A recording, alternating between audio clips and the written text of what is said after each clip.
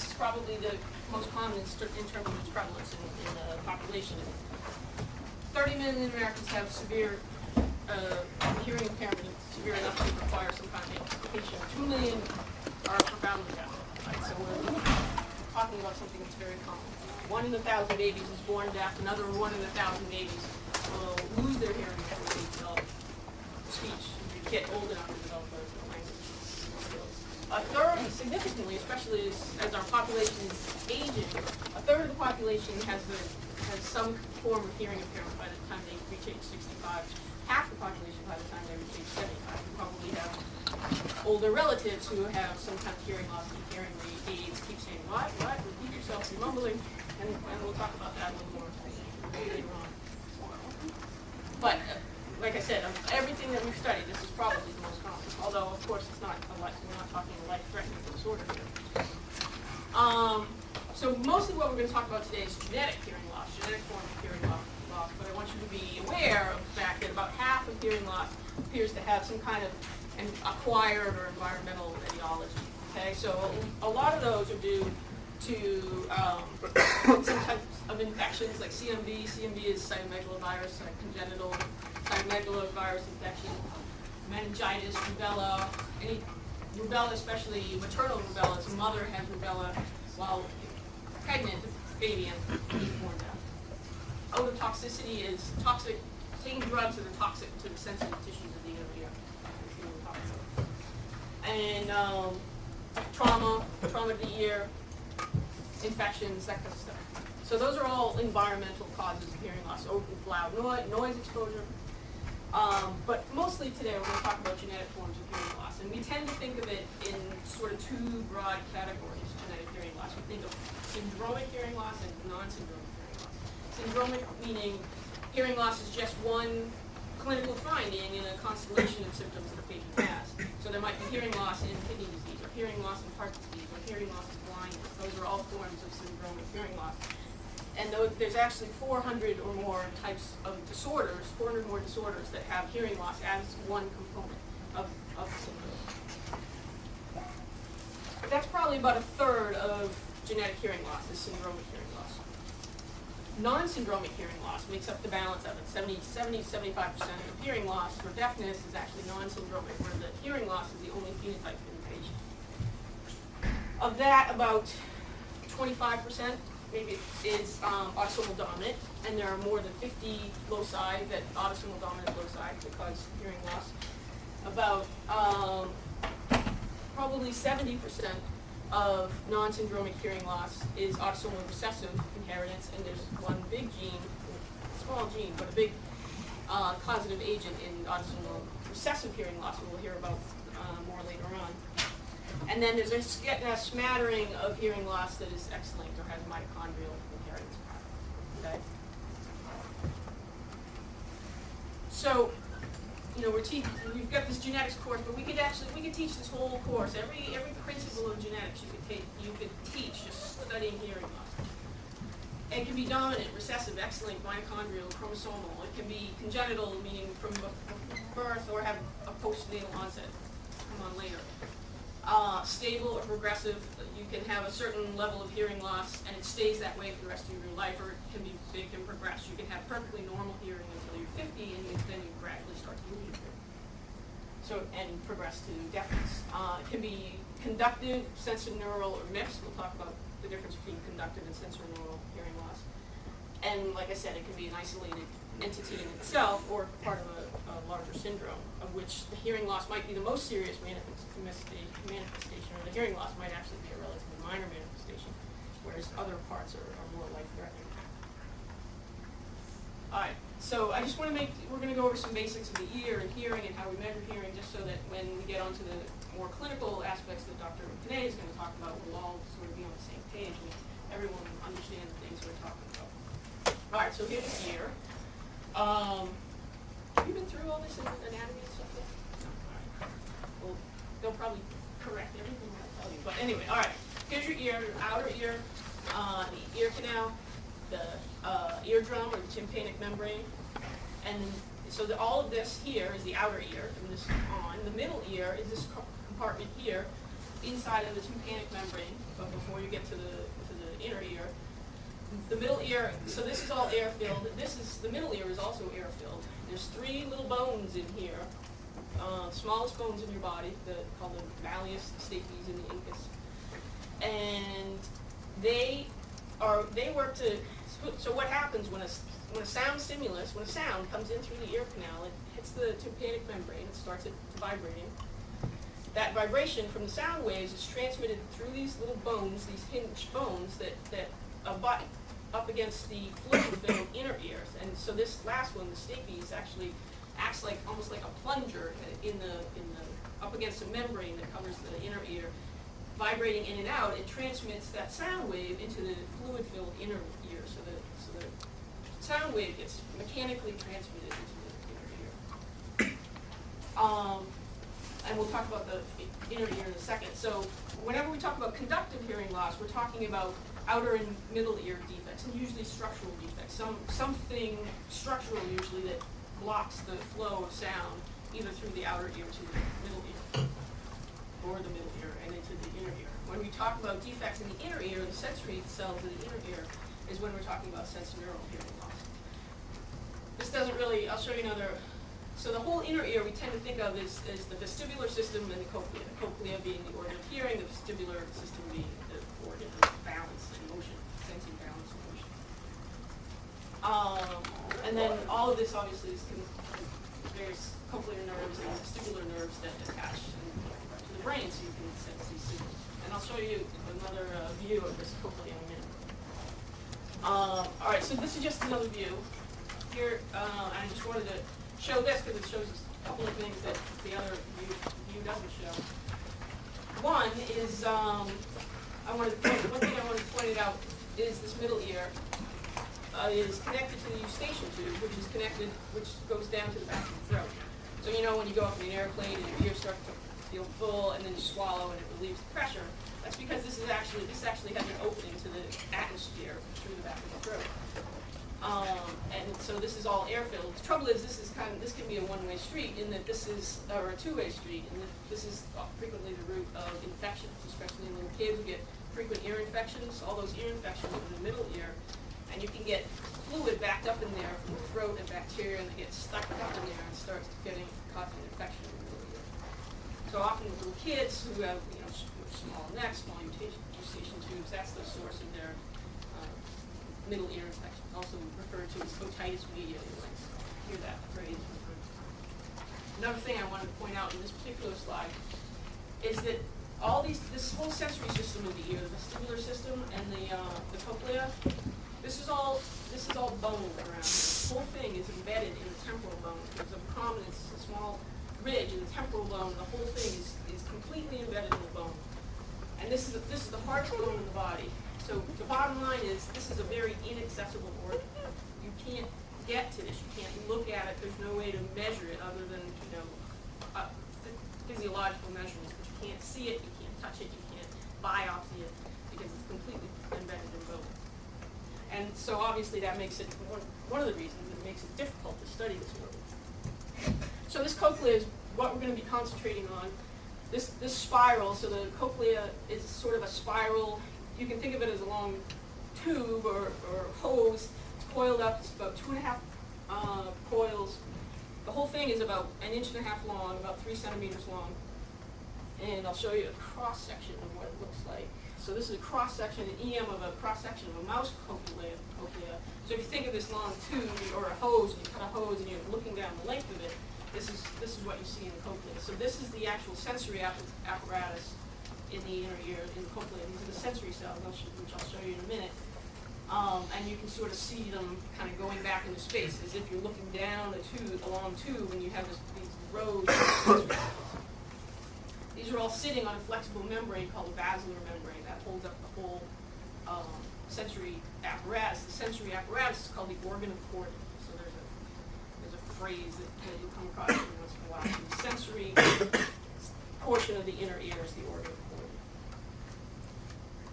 So here's a kind of a close-up of that sensory cells. And these are the guys that do all the action, these colored cells. They're called hair cells. These are the actual cells that receive signals from sound and are connected to cochlear neurons, and so pass the nerves, the signal along to the brain, showing that you register sound. Remember, there's these long rows of these things. There's 3 rows of outer hair cells and 1 row of inner hair cells, and they do have different functions, but we won't really get into the different functions of the different sensory cells today. But the point is that, so if you think of this arrangement of cells, kind of going in and out of you're just seeing a cross section going in and out of the plane of the screen.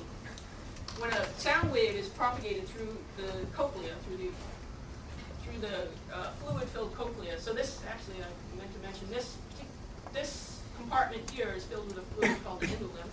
This has a high potassium concentration in the body. We'll talk about why. And these 2 compartments on either side, it doesn't show the whole thing, but these 2 compartments on either side are filled with a fluid that's very similar to cerebrospinal fluid.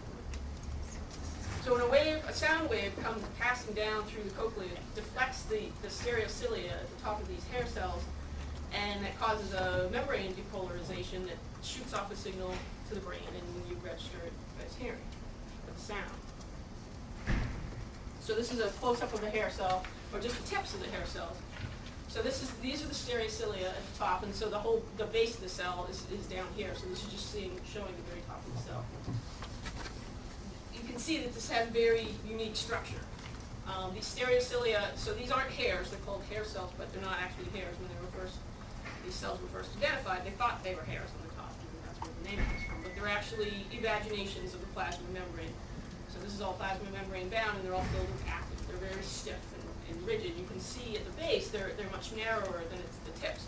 So when they move, they pivot at their bases. They're stiff, so they can't bend, but they can pivot at the base where they insert into the top of the cell. And you can see they have this sort of stair-step arrangement where the short ones are in front and there's much longer ones in the back. And that's critical to the way these things function. So this is just the tips of those stereocilia. And I think you can see that connecting one stereocilia to the next stereocilia are these little protein links called tip links.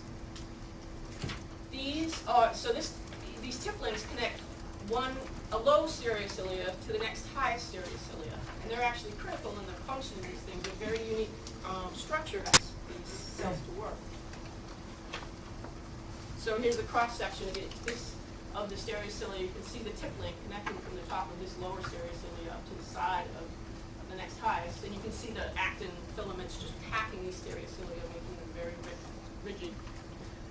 How these things work is when a sound wave comes along, so a sound wave would be coming like from the door in this direction, causing a mechanical force that gets these stereocilia to bend, to pivot on their axes. When they pivot, because there's a tall one in front of a short one, you get sort of a shearing motion from the small one to the next highest one, so that the shorter ones sort of slide down the longer ones a little bit. And that actually causes these tip links to stretch. That stretching motion, the ends of the tip links are attached to channel proteins that act like gates. So the stretching of those tip links actually mechanically pulls open those gates to allow ions to flood into the cell and depolarize the cell.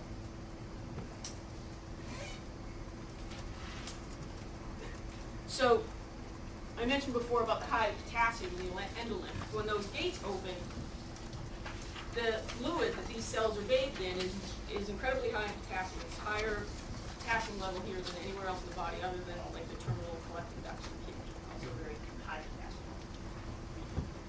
Potassium floods in, but the trick is then you have to get it back out again, and you have to maintain that high potassium level. Otherwise, you're not going to be able to fire the cell again the next time. So there's an elaborate system for recycling potassium in the cochlea.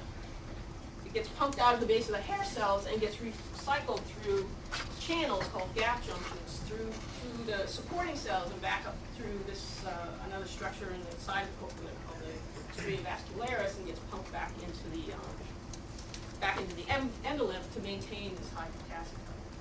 I only belabor this point because this potassium recycling system is mutations in this potassium recycling system are one of the primary causes of autosomal recessive genetic deafness. So we'll revisit that in a little bit.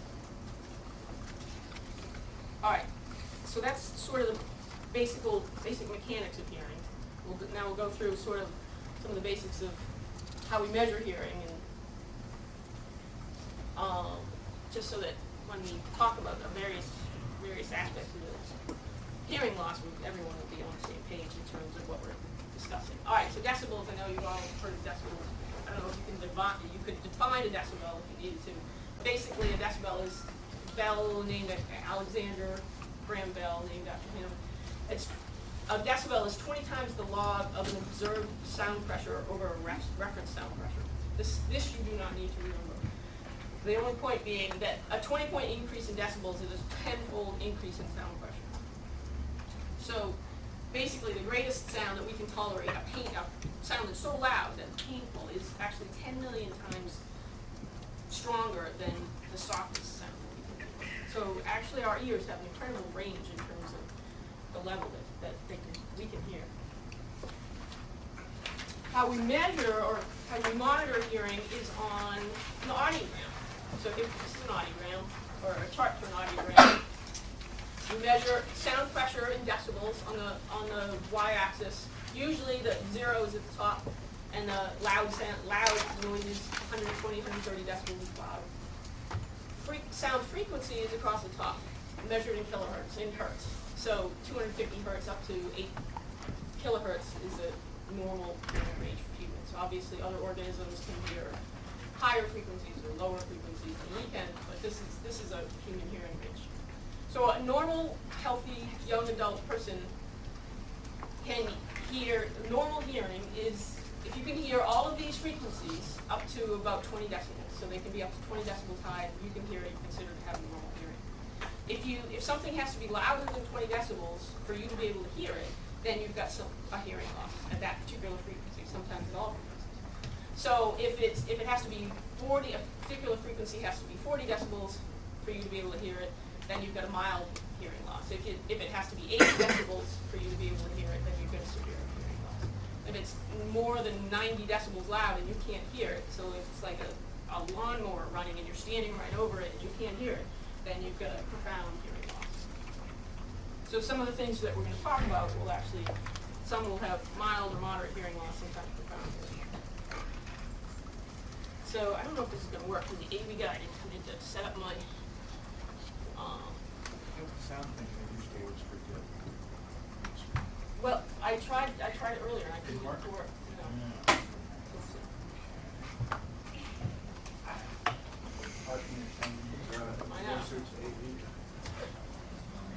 This is not going to work. All right, that's too bad because I had a. That's okay.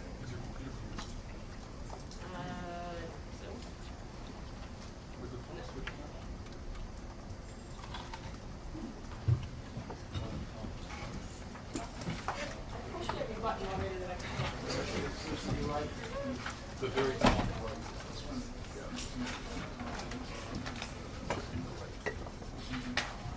Oh, it might be more right there. Right by the blackboard. You know it? Oh, yeah. Oh, wait. Go ahead. Okay. That sounds good. You see it right in the light. No. Oh, wait. You have it? Yeah, that was just from the computer, though. I don't know. Can you guys hear that? Yeah. No more. It's great. All right. Can you hear those? Yeah. A little bit. So those are the tones that you would typically, you've probably all had hearing tests before, right? Where you go in a quiet room and you put on headphones and they play these various tones. And you have to raise your hand if you hear it in your right ear or your left ear. You know. So that's a low frequency tone and they get higher and higher as you go on. So that must be like 2,000, 4,000.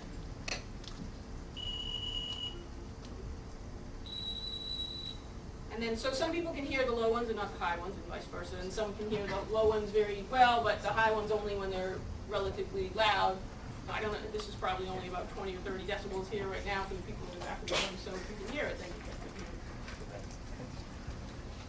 All right, so this is what an abnormal audiogram would look like. So when you do an audiogram, here's your frequencies, here's your decibels. This is a normal audiogram, so left and right ears, left X's are left and O's are right. And so someone with normal hearing, their responses at all these frequencies would be right around 0 or even up to 20, would still be considered relatively normal hearing. But here's an abnormal audiogram.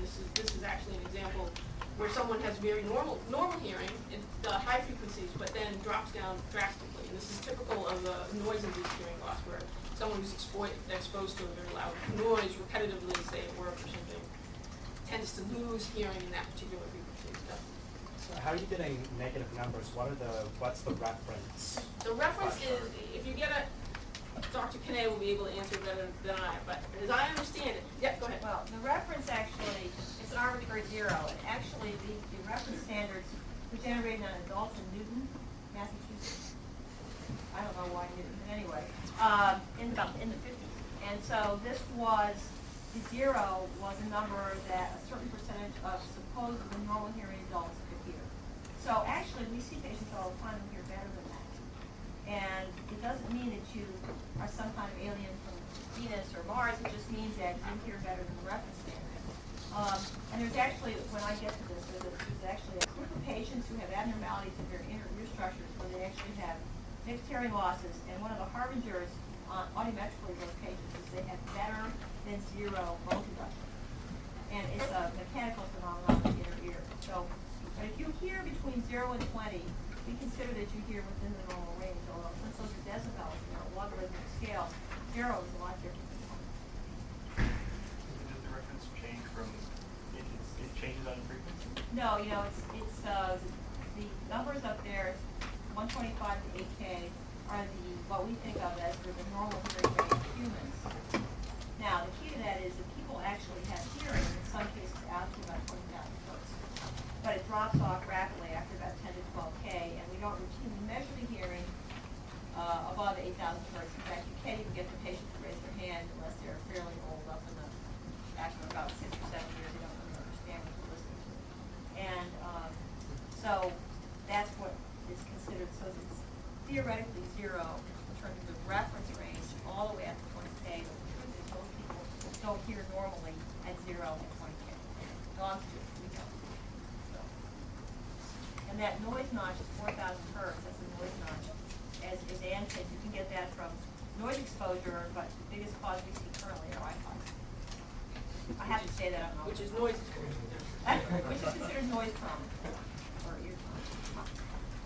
But actually, one thing I didn't point out when I was showing you the structure of the inner ear, those sensory cells in the inner ear, the ones that sense sound, that's it. The ones that you're born with are the ones you have for life. They don't regrow. There's about 15,000 per cochlea, and you destroy them with your iPod or some other means, and they're gone for good. You don't get them back. I don't know if this is like sci-fi, like BS or whatever. But I remember hearing in the Philippines that when you hear a really high pitched frequency in your ear, it's the noise of like that cell frequency dying, and you'll never hear it again.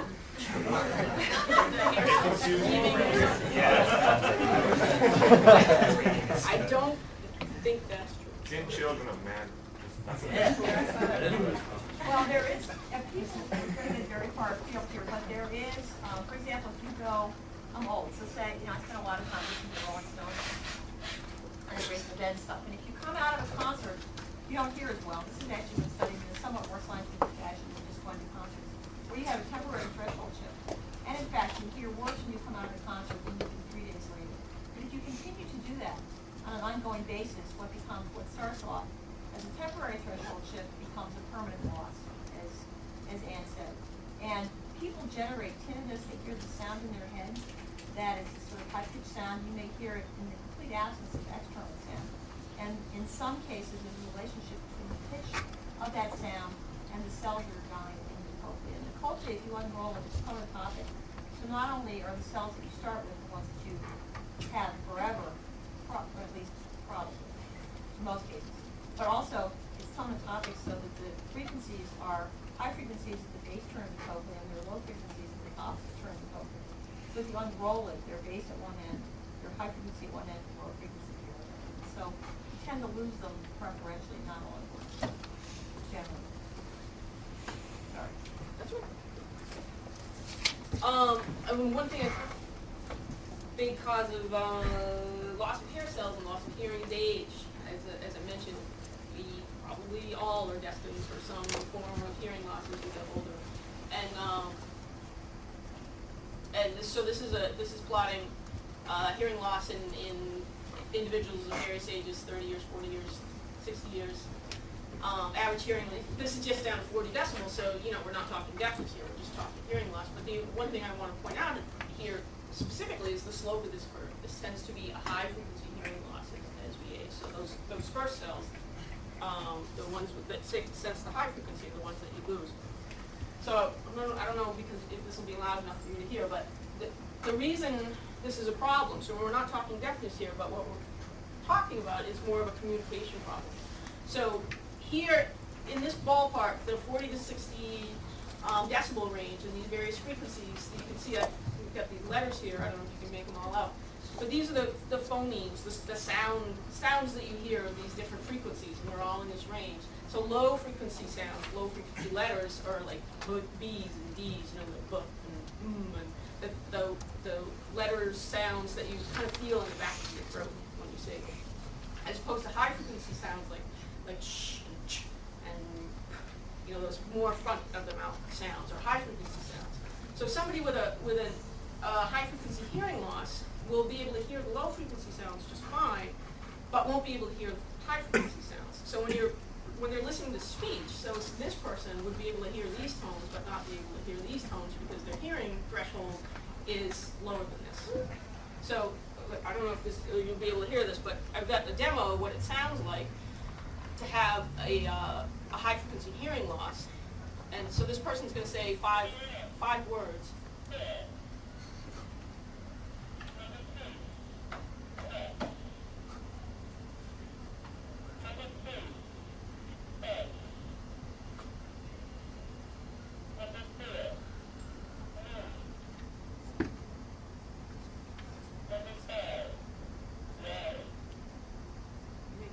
Any of those words? Probably not. Even if it was louder, I don't think you would have been able to hear it.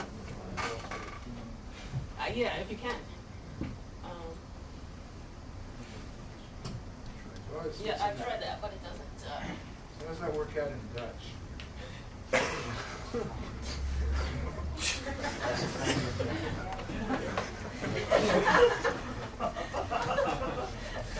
Great.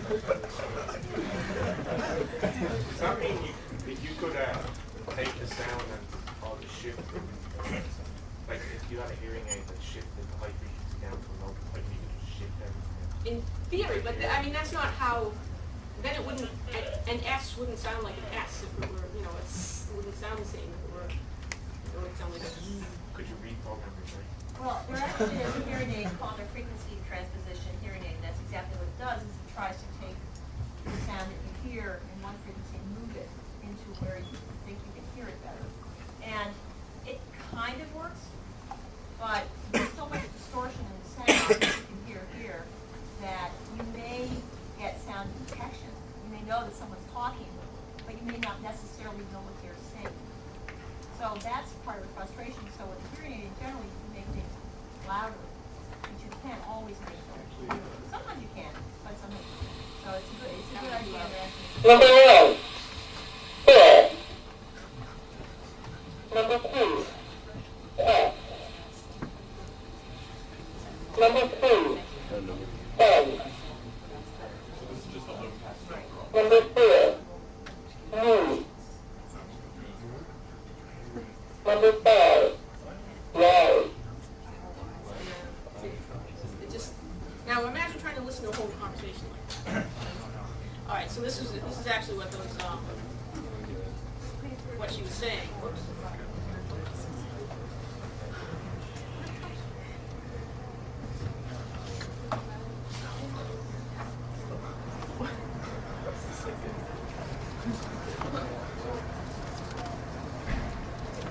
Number 1. Fill. Number 2.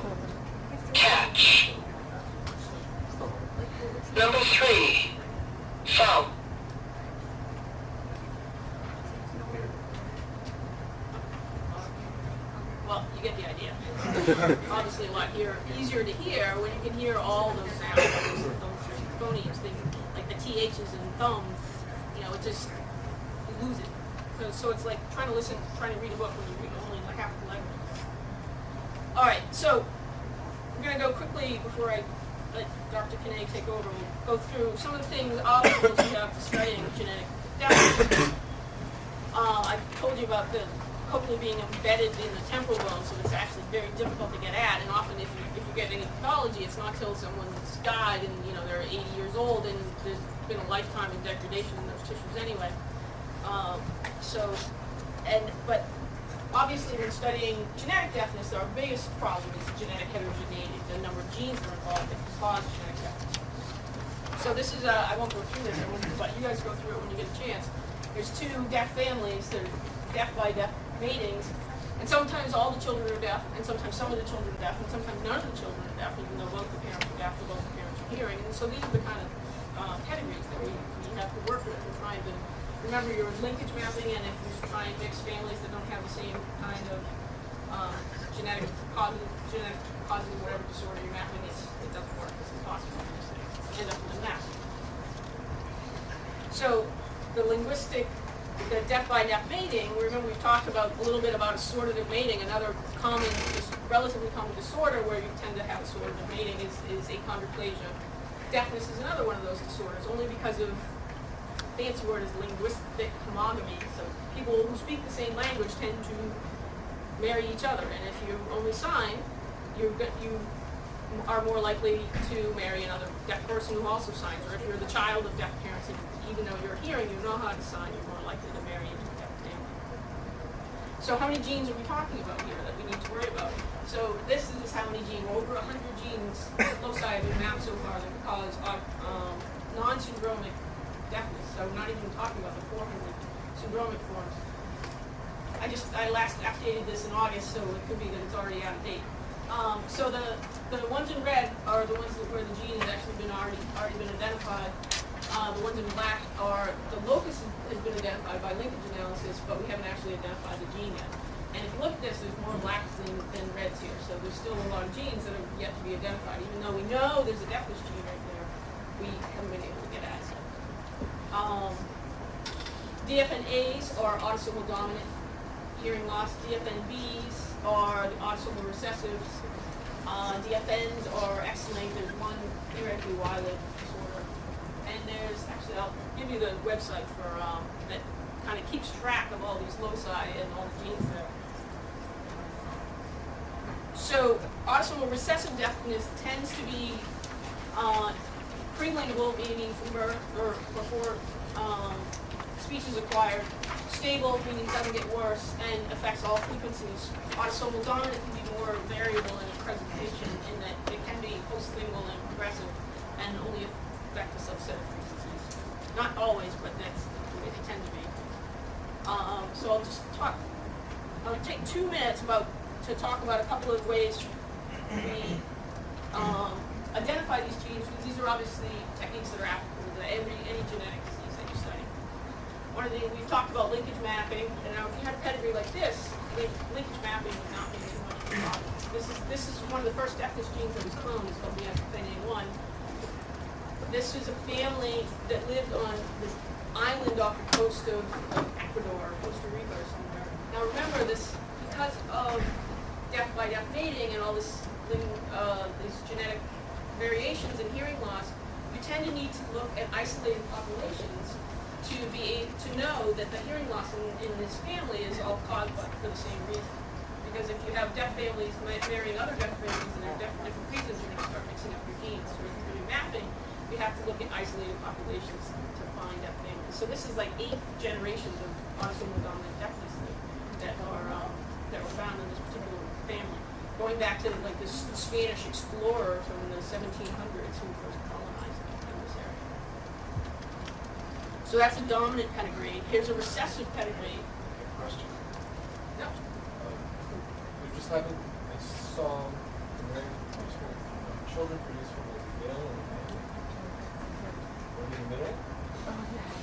Male or female? Well, No, that's not, they're brothers. no, these two are brothers, like that. So these, Oh, so it's going to, oh. right, these are genes. This is such a big pedigree. It's not all. So these, and obviously in this pedigree, they're only showing the affected, they're not showing the unaffected. So these are brothers. Actually, it's not like automatic, but It's a wraparound. yeah. So it starts here and then goes this way, and then this one curves around this way, and then down this way. So this is all. And it's only this last generation where you actually have, obviously the affected and unaffected. What does this symbol mean? Does anyone remember this one? Twins? Identical. So it's just, if it's just a V, it's twin, it's fraternal twins, and if it's a V with a cross, then it's identical.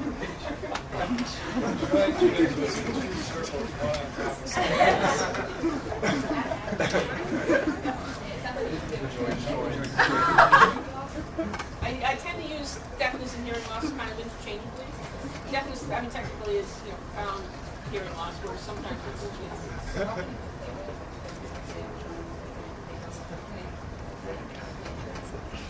Well, what? No, sometimes you can be deaf and be born deaf, right? And you're deaf for the rest of your life. Or you can be born with a hearing loss at, say, 50 decibels, but it never gets any worse, or it never gets any better. So that's what I mean by stable. Whereas progressive would be you're born with normal hearing, say, and gradually starts losing hearing.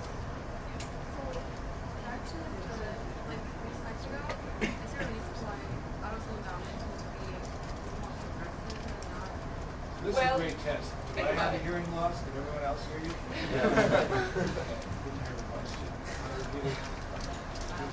Well, think about the autosomal. What's the mechanism for autosomal dominance? How many genes are affected? The question was, why is autosomal dominant hearing loss is it more likely progressive as opposed to stable? And why is it sometimes later onset as opposed to progressive? The reason being, with autosomal dominance, you have one good gene, right? And that's for some time maybe covering for the bad gene, but gradually you start what happens is different for different disorders, but over time the bad gene or takes over, or the cells gradually start to die off. Instead of having, say, no hair cells from birth, they gradually die off over time, or some other cells in the hopefully gradually die off over time. Does that make sense? Right, but you could have like two, if you have two autosomal dominant mutations, that was, Two different ones in two different genes? or just two mutations. Two in the same gene? You just find it as if, What's that? This thingy. If you're homozygous for an autosomal dominant, I would guess that would be a more severe phenotype than if you just had one bad copy. So for genetic linked deafness, is it going to occur in both ears or one? Or can it be either? It can be either. It's usually both, but it can be one ear or the other. It can be just one, a unilateral. Just have. So how would the mechanism for that work? You have maybe genes that's supposed to make both ears deaf, but then you get only one ear. A lot of the, I'll let Dr. Kenna address that. The question is, unilateral versus bilateral. How can something that's genetic affect only one ear and not the other ear? I mean, that's a really good question. You think if it's genetic, it would be in both ears. Or how, why would, so you're postulating that if the genes are only being expressed, the abnormal genes are only being expressed in one ear, yet there are families that actually tend to be dominant families that have only hearing loss in one ear. So, and sometimes they have anatomic abnormalities, or something you just touch on, that are only in one ear. And some of those patients have mutations in some of the Hendrix syndrome gene. But it's obviously not completely known why the other ear is just fine. I mean, it doesn't really make any sense. And it's not simple, like if you have two abnormal genes, it's both ears. If you have one abnormal gene, it's one ear. It's not that simple. So there must be other factors that for some reason cause you to only have hearing loss in one ear. Some of those families over time will develop hearing loss in the other ear. I just had one of those families. They all present with unilateral hearing loss, but as they get older, the other ear goes down. But I don't think it's clear why that happens. So, for example, with kidney development, there are quite a number of genes that affect renal genesis, which leave you with one kidney. Right. And sometimes you get 0 kidneys Right. as a consequence of such genes. So if you're like unilateral, like Beethoven, for instance, he had one ear go off first, and then over time, because he played so much music and so much stimuli, does it make you susceptible to lose the other one? Well, it depends what causes your hearing to go out. For example, if you have congenital CNV, which isn't well, as far as we know, it's not genetic, it's viral. But those people tend to have asymmetric hearing loss. They very often present with one ear that's out, the other ear isn't out. So infections tend to do that. CNV does that, syphilis does that. A lot of the infectious causes of hearing loss actually present with asymmetric hearing loss. The autoimmune hearing losses are asymmetric, so one ear goes before the other ear. And that's inflammatory, and it makes sense that one ear becomes inflamed ahead of the other one. That's just the way inflammation is. I think genetically it's harder to explain because you think that we started out with 2 good ears or 2 good kidneys, that why would one go before the other? But the answer is you probably don't start with 2 good kidneys or 2 good ears. So they may look normal on a CAT scan or MRI, but we're only looking at the gross macroscopic structure. If you actually were able to take those culprits out and enroll them and look at them by EM, you probably see that one was already not working, and that gene expression, for whatever reason, took the bad genes to express more in that ear, and here you're talking about developmental genes than the other ear. And why that is, probably, we really need to go around. But it's an excellent question, and it makes it hard to tell the patient that it's probably genetic, because they ask the exact question you ask is, well, how come one ear works great and the other ear doesn't work? All right, I'm going to skip through a bunch of this stuff. There's just one thing I want to mention in terms of our discovering hearing loss genes and some of the model systems that we use. We haven't talked much in the course about mouse models for various disorders, but actually mouse models have been excellent models for various forms of hearing loss. And a lot of the hearing loss genes that we found in humans, we found first in mouse. We found the defects in mice first and found the mutations in humans later on after the mouse mutations were identified. These are some of the mouse models, and look at all these names, and do they suggest anything in particular to you? Balance disorders, yeah. These more so than in people, the mouse mutations seem to affect their vestibular systems as much as they affect their hearing. So a lot of these mice were first identified because of their behavior, and people didn't realize that they were hearing impaired. They thought they had some kind of nerve disorder. They were having seizures or something like that. And I actually have I'll show you what these mice look like. These deaf mice. So this is a normal guy, normal littermate, and here's a couple of deaf littermates. And this is what they do all day. Actually, laboratory mouse strains. The laboratory mouse strains that we use were originally derived from mouse fanciers at the turn of the last century. And mouse fanciers were particularly interested in dancing mice.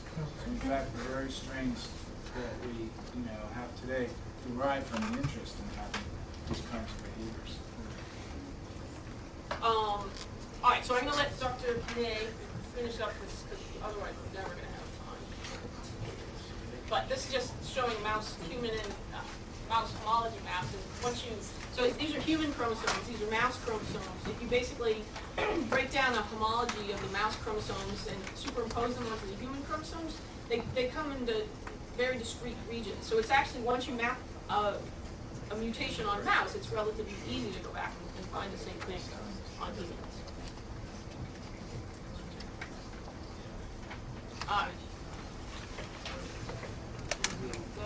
Part 2. We will take a break after Dr. Kenna's talk and before our patient has to talk. I was just asking, it doesn't matter to me, you want to do it now? Either way. Okay. 3 o'clock break is always a good choice. And then at 4 o'clock, we'll have a patient. All right, so you guys take a quick break, 10-minute break. Oh, another one is, if you have to be a neurobiologist and you want to check the behavior of your mouse, do pay attention to whether it can hear. Because or in fact, I want her to go to the sticker.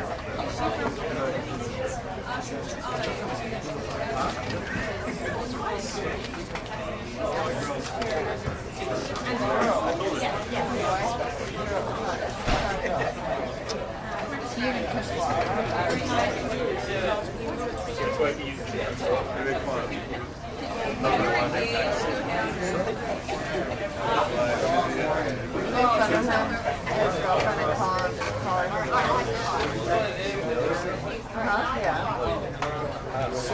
while you guys were probably hearing Ricky Sauer's lecture, I put up the 2004 Quiz 1 and Quiz 2 on the website, still a website, with answers.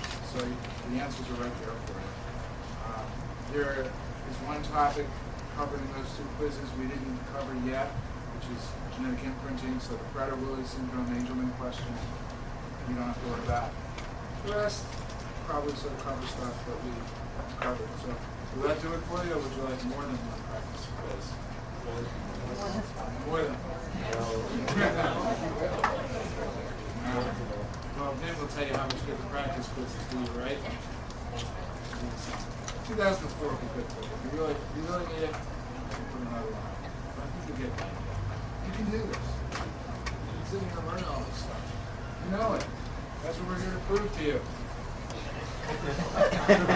Yeah, it's open. You can do anything except bring a friend, either physically or through the internet.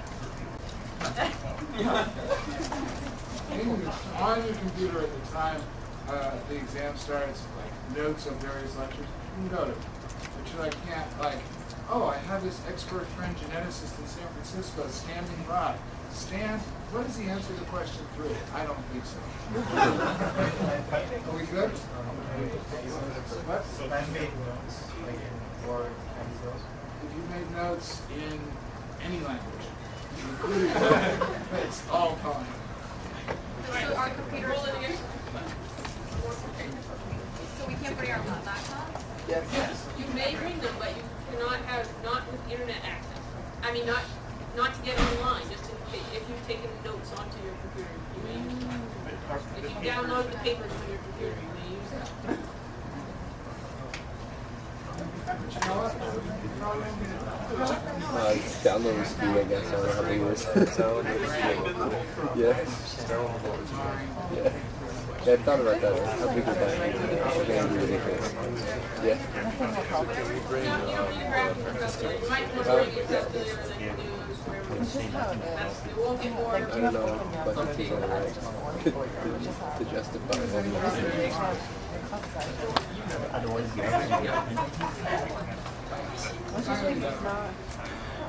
All right, let's get started again, guys. This is Dr.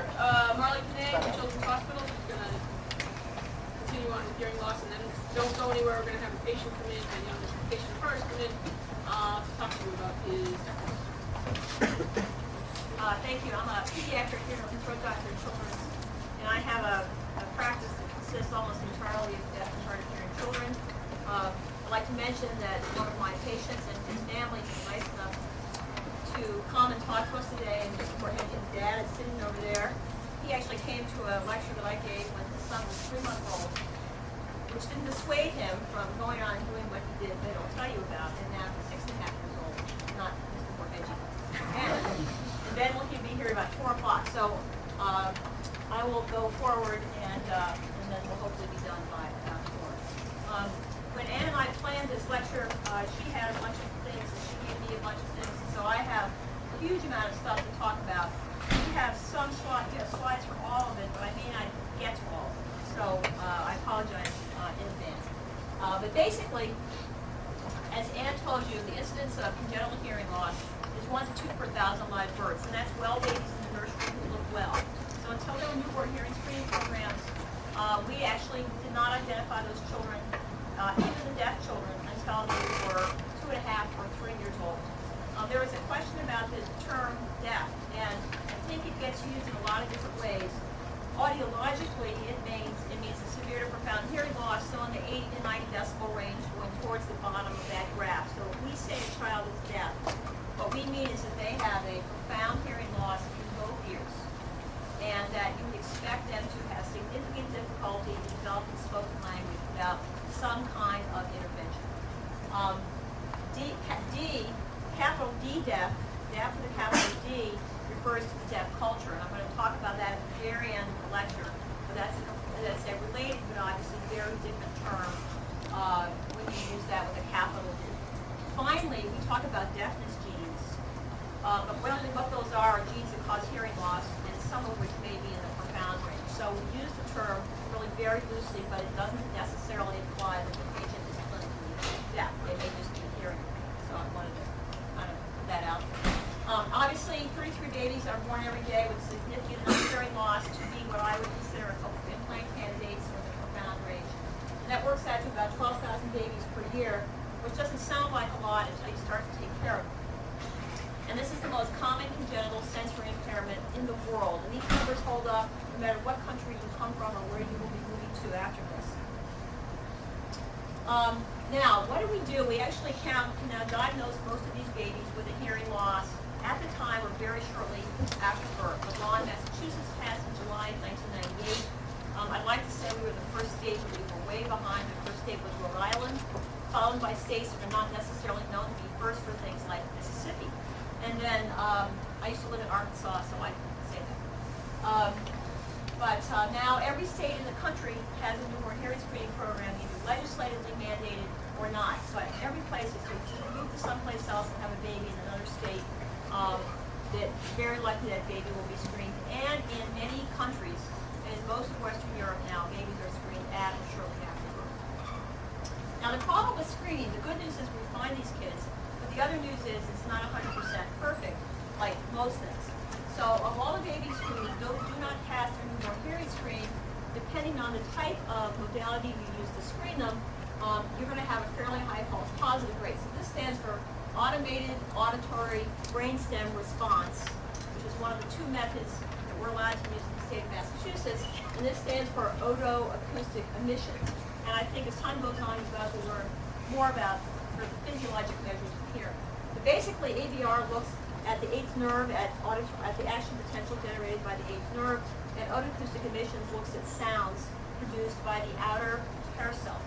It sounds like somebody made that up. The guy that found this out in the 1970s, and I'm sure he had some sort of pharmacologic substance on board. He even think that hair cells made noises, but they do, and they can be detected in the ear canal, and they're extremely useful clinically. So most of these babies who don't pass their newborn screen, most of them actually will turn out to have normal hearing. They might have earwax, they might have middle ear fluid, they might have residual amniotic fluid, but in general, their hearing is good. But a couple, 2 or 3, will have a permanent hearing loss, some of which is sensory neural, so inner ear based, and some of whom may have actually permanent conductive losses, which are generally caused by some kind of abnormality in the ear canal, eardrum, or the middle ear bones.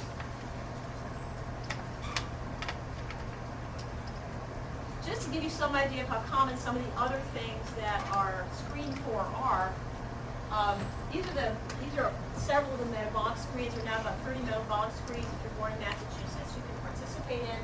None of them are very common, but the congenital thing, the common thing that links them together is the fact that if you miss them, something bad will happen to the baby, and there is an intervention in all of these things. So for PKU, actually for both of these things, the intervention is nutritional. Change their diet. For example, a baby born with PKU, if you miss it, they will become retarded. If you do not miss it, they will be fine. And that's actually true for many of these things. Congenital hypothyroidism, which is actually pretty common, if you miss it, the baby's brain will not grow. If you find it at birth, the baby will be fine. So that's also held to be true about hearing loss. If we miss it, obviously it's not as life-threatening as these things. But if you miss it, the baby's speech and language will be impaired. And if you do not miss it, the baby's spoken language or sign language, but their communication skills will develop, and they will be able to participate pretty much in everything else we do. And this is the actual number. 1 out of 300 babies in Massachusetts are born with a hearing loss. So it's really common. Just to give you some idea how common it is compared to everything else the babies may be born with. I'm sorry. The key thing is that they are separated events or they are overlapping events. I'm sorry, what? I can't hear you. I'm going to turn off the cooling. So from the table, the Yes. HT disease, Yes. is separated even or just the overlay? Oh, no, those are all separate. So I suppose theoretically you could have, occasionally we'll see kids who have congenital hypothyroidism and hearing loss or toxoplasmosis, which is actually an infection. If left untreated, causes hearing loss. Biotinidase deficiency, if left undetected, actually causes hearing loss. But in general, these result in something else, lack of brain development, slow growth, maldevelopment, and that's why you have to figure it out.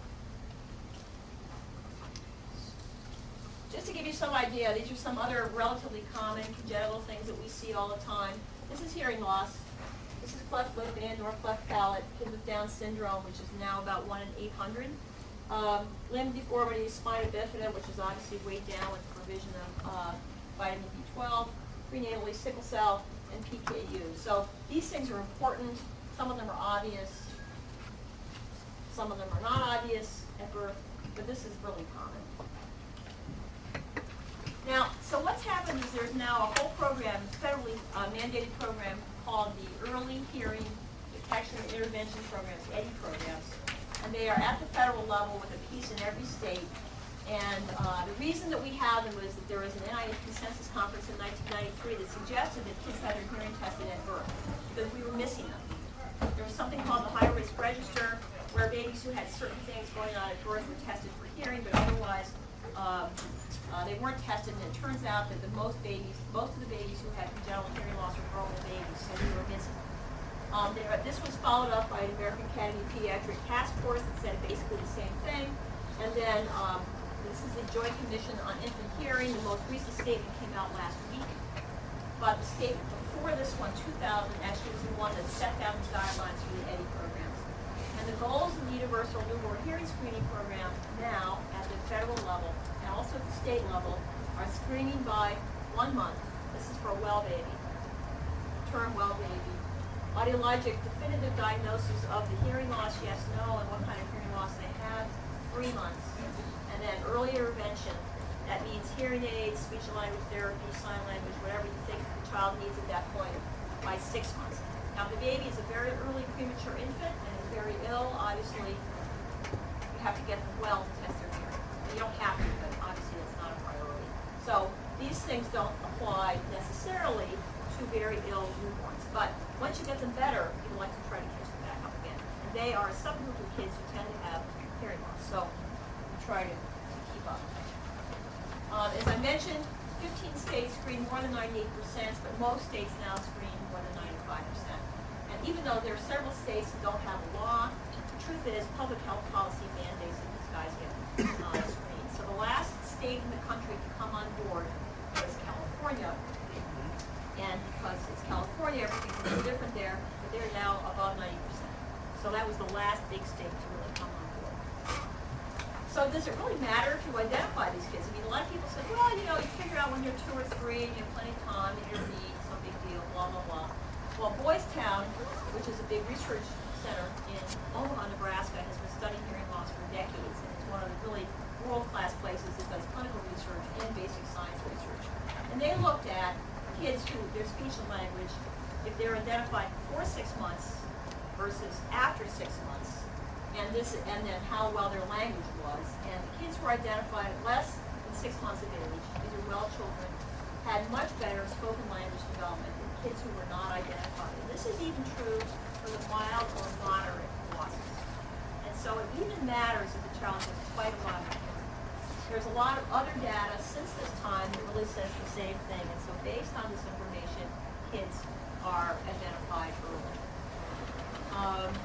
Now, there are some kids, so actually, I'm sorry, I'm going to come back to this. These are some of the intervention themes, and they update it on a continuous basis. It's a fabulous website maintained by Richard Smith in Iowa and King.com in Belgium.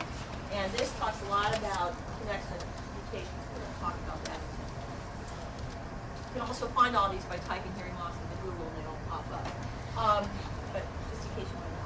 If you want to figure out about genetic tests, where to get them, research versus clinical, these are 2 websites maintained by NIH. As I mentioned, this is Boys Town, and this is a really nice one for parents. It's maintained by Boys Town, but it really focuses on information available for parents of deaf and hard of hearing infants. And NCHAM, infanthearing.org is probably the best site I know of for all sort of the centralized information about newborn screening programs and what's new and what's coming up, all the legislative mandates, and it's maintained in custody. And this is a shameless plug for our program. We actually have made 2 booklets that we hand out to parents and anybody else who's interested about hearing loss. This one was common causes of hearing loss and now gets handed to every baby in the state who does not pass their newborn hearing screen. And it just talks in very general terms about some of the common causes of hearing loss, what they might expect as part of the evaluation process going forward, and have it in a couple of languages. And this is a booklet about genetic hearing loss, some of the common genes, and some nice diagrams about recessive, dominant, excellent mitochondrial impairments. You can actually download these off the website, and we also have hard copies if anybody was ever really interested in picking them out. So obviously, this is a genetics talk, so I'm going to talk a little about genetics. But as Ann mentioned, genetic hearing loss is really a paradigm for all things genetic, and obviously I'm a biased observer. But it's just over half of it is genetic, half of the childhood onset hearing loss is genetic, and probably more than that in the adult age range. There are several important autosomal genes, TJB2, which is connexin 26, TJB6, which is 30, these are both gap junction proteins. Usher syndrome, which is a deaf-blind syndrome with 12 described loci and 9 described genes, and Pendred syndrome. There are several mitochondrial genes, which I'm going to talk about, which confer susceptibility to hearing loss related to amino glycosides. And I'm also going to just briefly mention some new tools for figuring this out faster. As you know, this is very common, 50 to 60% are due to genetic causes, and they're very heterogeneous. So the gene that causes a mild hearing loss in this person may cause a profound hearing loss in this person. So it makes it very difficult, just based on clinical presentation alone, to figure out what the genetic cause is. And I think Ann has a very similar diagram. You might even draw that same person, which is either of us. Maybe for your own. Since I work with Heidi, made this original one. But basically, as she discussed, there are all these things that cause hearing loss, but the audiogram looks the same. So you've got the same audiogram in front of you, whether it's ototoxicity, or infections, or iPods, or syndromes, or non-syndromic hearing loss. And so I think what we've gotten better at is trying to figure out what the actual list of causes is, because looking at the hearing test alone often doesn't give you any idea of what's causing the hearing loss. And sometimes it does, truthfully, sometimes it doesn't.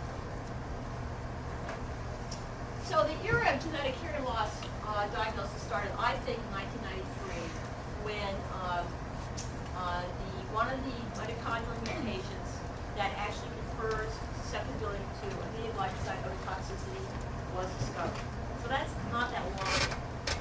And it turns out there's several genes since that time. Basically, if you have a mutation, this particular mitochondrial mutation, a 1555 gene mutation in the 12S RNA, you can either have hearing loss all by yourself, or you may have hearing loss in relationship to aminoglycosides. Now these are, since mitochondria are only passed on by the mother, you see, but can be passed on equally to boys and girls, it can look, when you draw a family tree, a little bit like recessive hearing loss, depending on how intertwined the family is. The next big landmark, I think, was in 1997, when 2 groups almost simultaneously described the connexin 26 gene.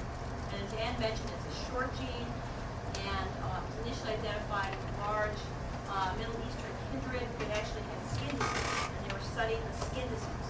And they happened to notice that all of the patients who had skin disease, which is called palmoplantar keratoderma, were deaf.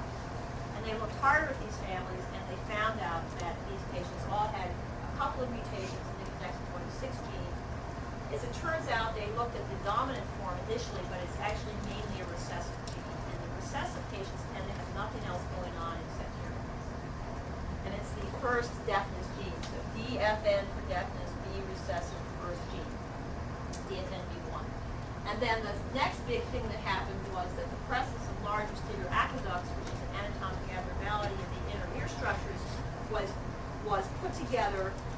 relatively common genetic syndrome called Pendred syndrome, and then the gene for this was actually identified, and it's called SLC26A4, probably the least sexy gene name of all time.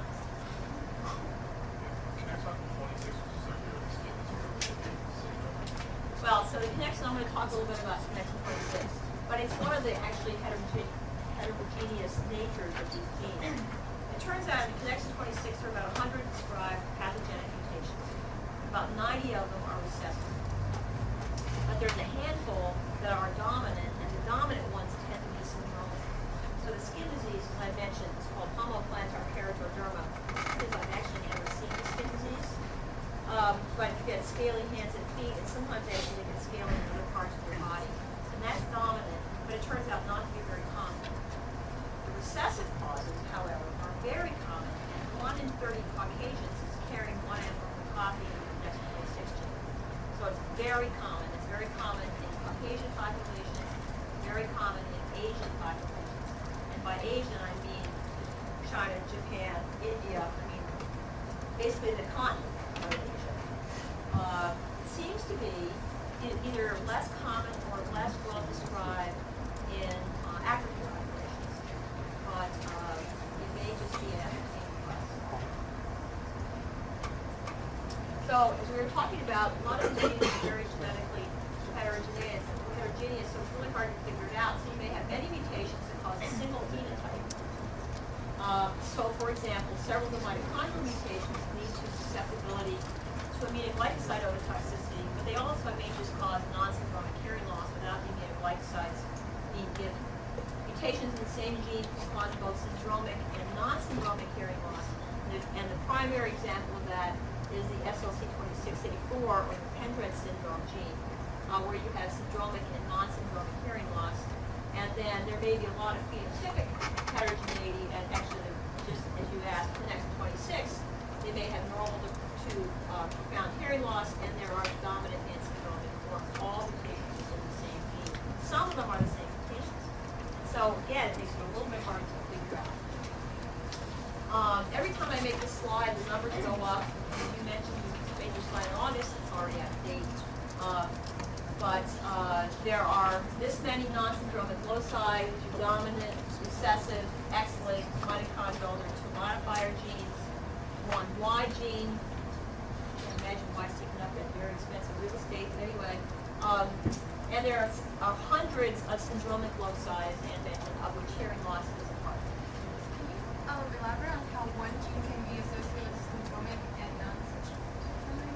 Well, it depends. The dominant ones, there's a lot of theories about that, and I'm not a geneticist, so somebody else might better answer it. But part of the answer is you have the dominant ones, especially, you have 1 normal allele and 1 abnormal allele. And a lot of it has to do with what's happening with the normal allele and how normal it really is. And so there may be other genes or other environmental factors that actually have to do with the expression patterns of these genes. So there are a whole family of connexins, for example. And people spend a lot of time talking about connection 26 at this exact point. And are there other connexins that change the expression patterns of these genes, or are there other genes about which we know nothing that alter the expression patterns of these genes? Or are they environmental? Maybe they drink too much coffee, something like that. So it's an excellent question. It's very hard to figure out. But in that case, you mean that it's a single gene, not a syndrome, a single gene syndromic. There's no other genes involved. It's just that one gene. That's the current thinking. So it's monogenic. But that's this one. We actually have a big-sized patient population of children who have mutations in several hearing loss genes. And I'm not sure what to do with them. I have one that has mitochondrial mutations, connexin mutations, Pendred mutations. And the family came for genetic counseling about the next baby. That's a lot of genetic heterogeneity and multiple layers of things, which may or may not be affecting their hearing. So hard to know. And so when I was in otolaryngology residency program, we didn't know anything about any of this. Nothing. We knew nothing about genetic hearing loss. We knew nothing about the anatomic abnormalities that existed in the inner ear that you could actually see on CT and MRI. We didn't have CT and MRI, which makes me feel really old. So we looked for all of these things. We looked for physical findings. It turns out that both of these are really rather uncommon. Sorry about this. I thought I fixed it. There you have it. Brachiotorenal syndrome actually turns out to be pretty common. These are patients who have pre-auricular ear pits, neck pits. They may have funny-shaped kidneys. It turns out that, when we get to this in a minute, the Pendred syndrome is very common, and now it has been marked on CAT scans, so we can identify it relatively easily. Wardenburg syndrome is probably pretty common, but only 25 to 50% of the patients have hearing loss. A lot of people with Wardenburg don't really have it. It's not as dominant. Now I have to ask you to tell us exactly how you know what Pendred syndrome is, or for that matter, what it is. So I have a couple of Pendred slides, but it's an excellent question. So when they come to so we used to look for these things. We didn't have genetic tests. We didn't have CAT scans or MRIs. And so we would look, for example, Wardenburg syndrome is autosomal dominant. There are 6 genetic forms and 4 clinical forms. What distinguishes Wardenburg's type 1 from Wardenburg's type 2 is something called dystopian candorum, where they appear to have widely spaced eyes. Their medial canthus, which is the inside corner of your eye here, are far apart, so they're flat, and here, but their pupils are the correct distance apart. It's called dystopian candorum. And the patients who have Pendred syndrome, Wardenburg, who have dystopian candorum look like Jack or Kenny Onassis. They have these sort of very widely spaced eyes, and they look kind of exotic. But a lot of people actually kind of look like that. They also have early gray hair by early on in childhood or adolescent onset of early gray hair. Sometimes they have a different color hair, so they may have a white stripe right down the middle of their head. And they'll look like skunk, but sometimes that hair falls out and regular color hair grows in, so if you don't see them before that happens, you don't know. Sometimes they have vitiligo, they have little white patches on the skin. They have different color eyes, so they have a blue eye and a green eye. Blue eye and a brown eye. But all of those things can exist in isolation. And the testing for the genes, the Wardenburg genes, are very large. The only place we can get tested for Wardenburg syndrome in the country is at BU. So it's actually, we're locally well situated. But if they don't have the hearing loss, it's hard to make the diagnosis. Pendreds, I'm going to cover in a little bit, but we used to actually, they have thyroid dysfunction as part of the syndromic form of this. We used to get thyroid function studies and they're always normal, so we never made the diagnosis. But now I'll get to a little bit why we make the diagnosis. So luckily, you have to have a high index of suspicion, and then you have to hope that your armamentarium of tests will help you make these decisions. Because the family wants to know if the next child is going to have what this child has, at least from a pediatric standpoint. And then whatever they're going to do with that information is up to them. So we try hard to figure it out, especially a young family who's on their first child. So this is connection 26. First recessive FSG DFND1 has an interesting phenotype in that the first patients were described as bilateral profound hearing loss, but it turns out that 60% of them have hearing impairment and they're not deaf. As I mentioned, it's usually not always recessive, and the single most common mutation in most, but not all, studied populations is 35del G, which is a deletion of part of the gene. In general, these patients are healthy patients. They don't have anything else wrong with them. The caveat is that we have reported, and Cincinnati has reported, on a group of children with connexin mutations who do have other things wrong with them. What we don't know is whether because we're sort of an ordinary referral place, or whether in fact there's something conditional with these patients, so we're working on that. But in general, they tend to be healthy without these skin diseases. It's quite at least in the Caucasian population, whether you're seeing here, Cincinnati, Texas Children's, and San Diego, we detect the same number of people with connexin mutations, at least in Caucasians. 17% for us, 18% in Cincinnati. You get a higher yield if they're deaf. So you're more likely to find this in kids who are bilateral severe profound, but it's consequential number of kids who are mild to moderate and occasionally unilateral. The type of mutation they have, whether they're biallelic Nell sense or if sense, whether they're truncating versus non-truncating, which has to do with the type of protein you make, is statistically related to the degree of hearing loss, but it's not 100%, which makes everybody think there's something else besides the type of mutation going on. So I have a couple of audiograms of patients with connection mutations. This is actually a set of siblings. As Ann said, this is audiograms with frequencies across the top. It's loudness and decibels going down the side. The circles by convention are the right, actually to the left. This is for air conduction. We get the same symbols in every other country in the world. So we have here an international population. They bring audiograms in every single language known to mankind. The X's and O's and the graph are the same, which is very nice. Anyway, so this is a child who has a bilateral, severe to profound, sensory neural hearing loss, has a full sibling with the same hearing loss, and they have two of the same mutations in the connexin 26 gene. So this is sort of a classic connexin 26 looking audiogram. But this child has the same two mutations. And this child started out with normal hearing, and over time has progressively worsened. So this is not what we think of as a classic connexin 26 hearing loss, yet in fact, that's what they have. So they have a very mild to moderate bilateral downsloping sensory hearing loss, the same mutation, the same gene.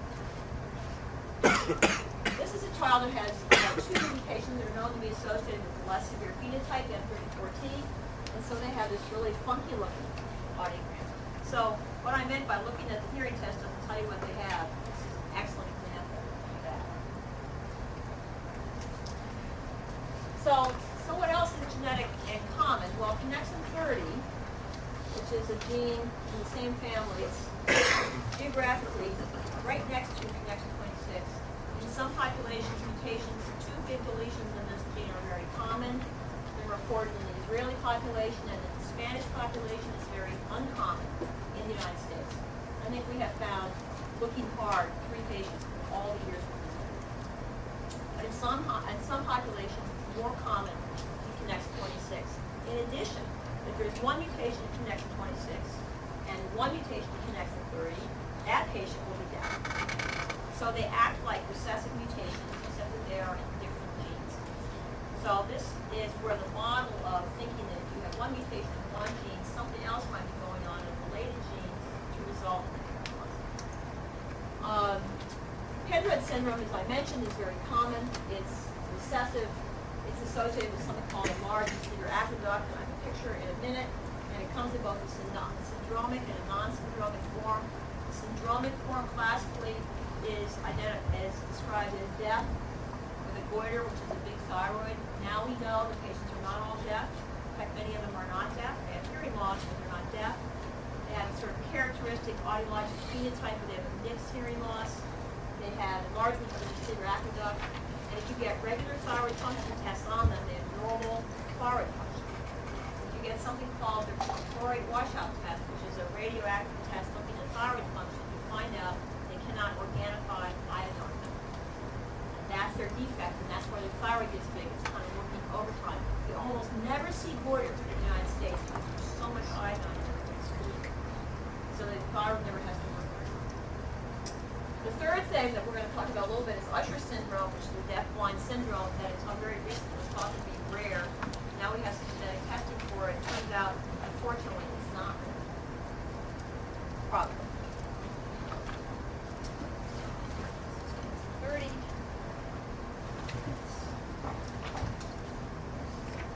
So this is a CAT scan of the temporal bones. It's a horizontal section between the middle of the cochlea and the ear. So this is a right ear, this is the outside of the ear, this is the mastoid bone, which is back here. All the dark stuff is air, the white stuff is bone, and this is soft tissue, in this case, brain. But pay no attention because they didn't take pictures of the brain, so it looks kind of something. Nobody's brain looks like that.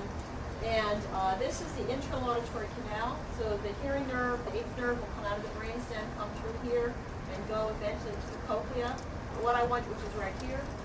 This is the lateral semicircular canal. This is the vestibule.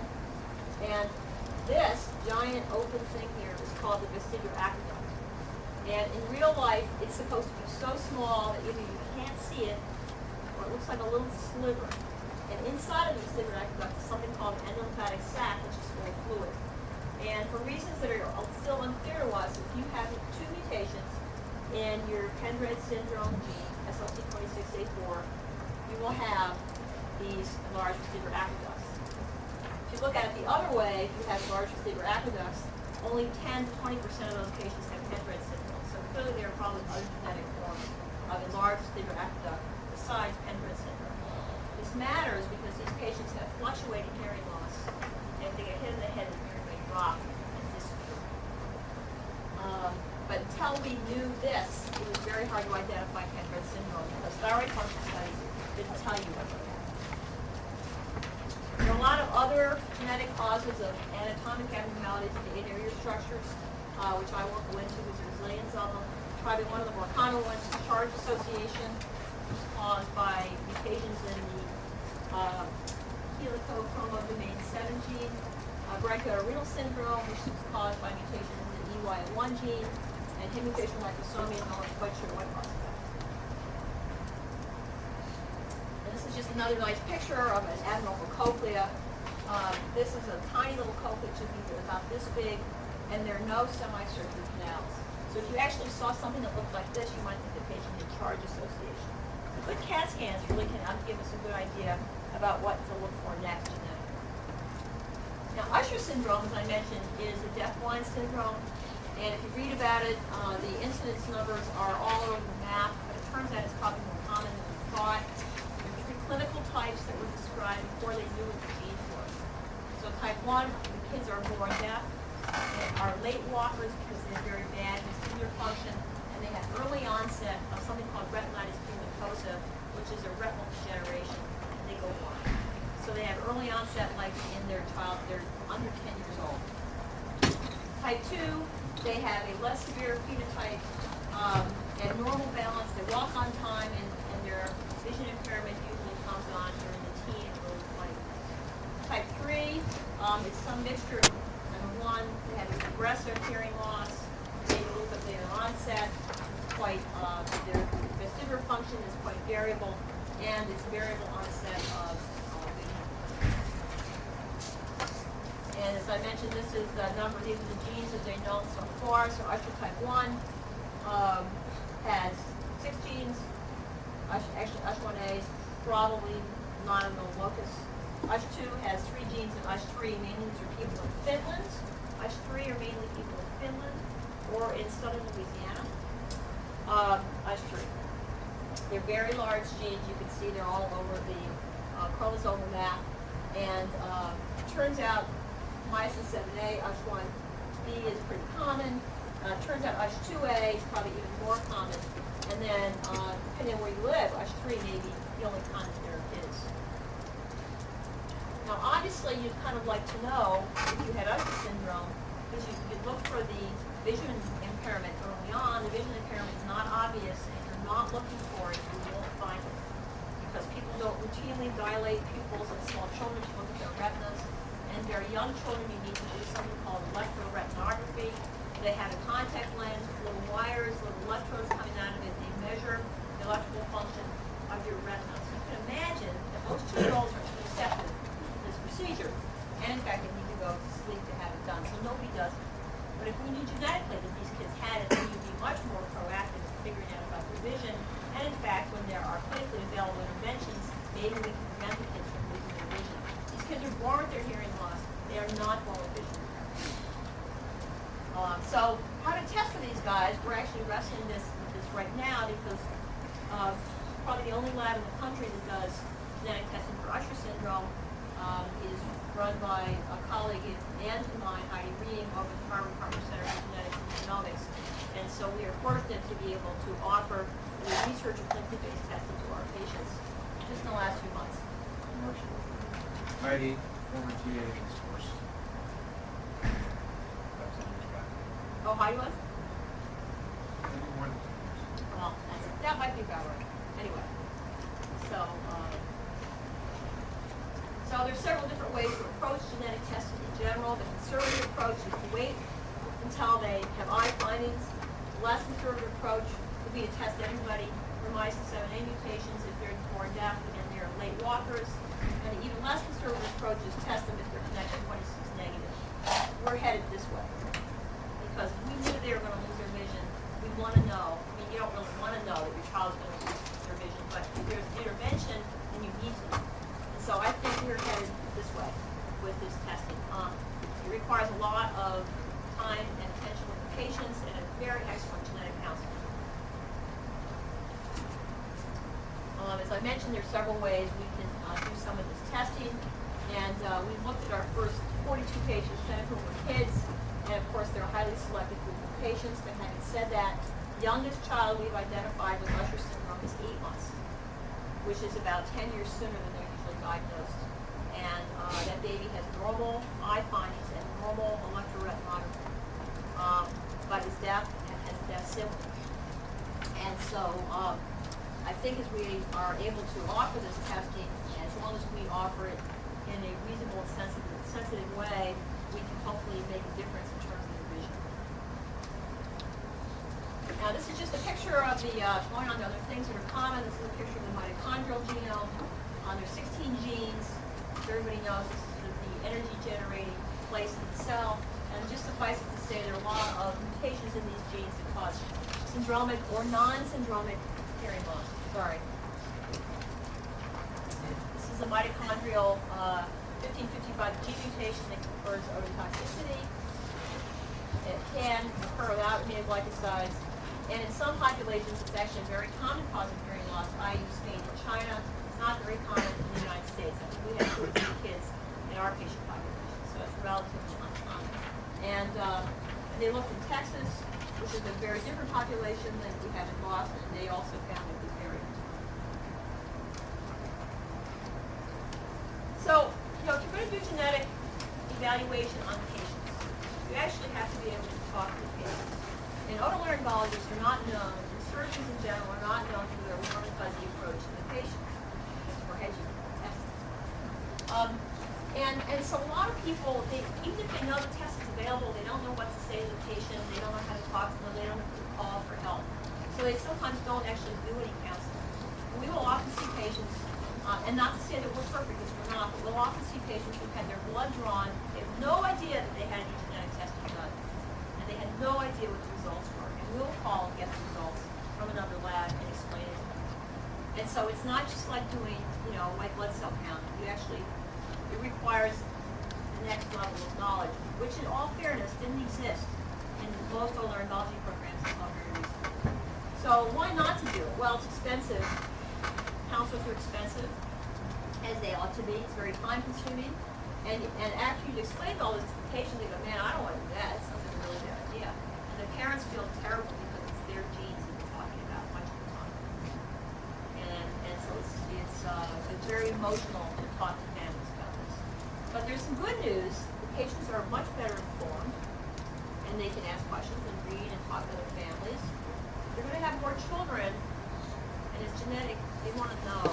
Probably they need to know. If you can, with a reasonable amount of effort, figure this out, families probably deserve that.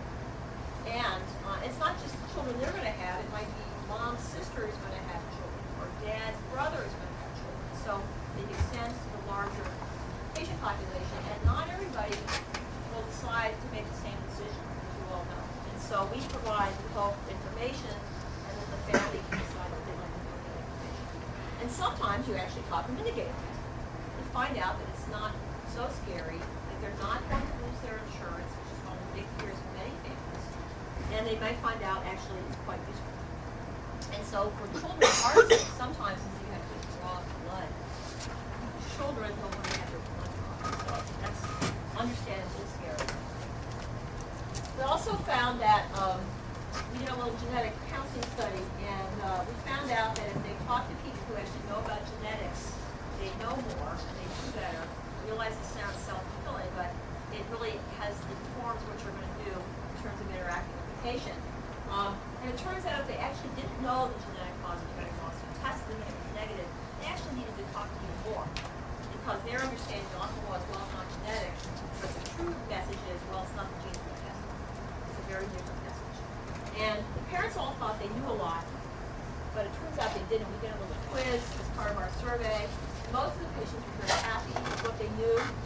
turns out that didn't correlate with what they knew. So this was sort of an ignorance bliss, and it's really changed what we do. We have a genetic counselor in our group, and we refer all the patients if we can, not all, but many of them to genetic counseling. It's really changed our practice. The problem is you have to know what to ask for, and I'll let you go through this because we're short on time, but this is our sort of current diagnostic algorithm, and if you all go into otolaryngology, we can go through this at a later time. But as you can figure out, diagnostic dilemma, you should screen the genes one at a time, but that's very expensive and time consuming. So now we have a gene chip.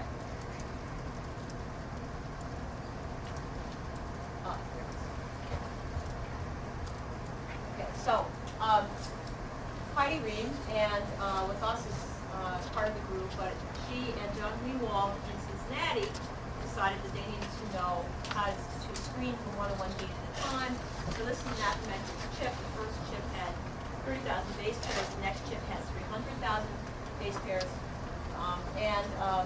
We put 8 genes on this chip. And the idea was that you could screen for multiple recessive genital onset hearing loss genes at the same time for less money. So this is the very first chip. And based on this chip, we are going on to develop chip 2. And based somewhat on the size of the gene and how common we think the genes are. These are short genes. This is connected 26 up here.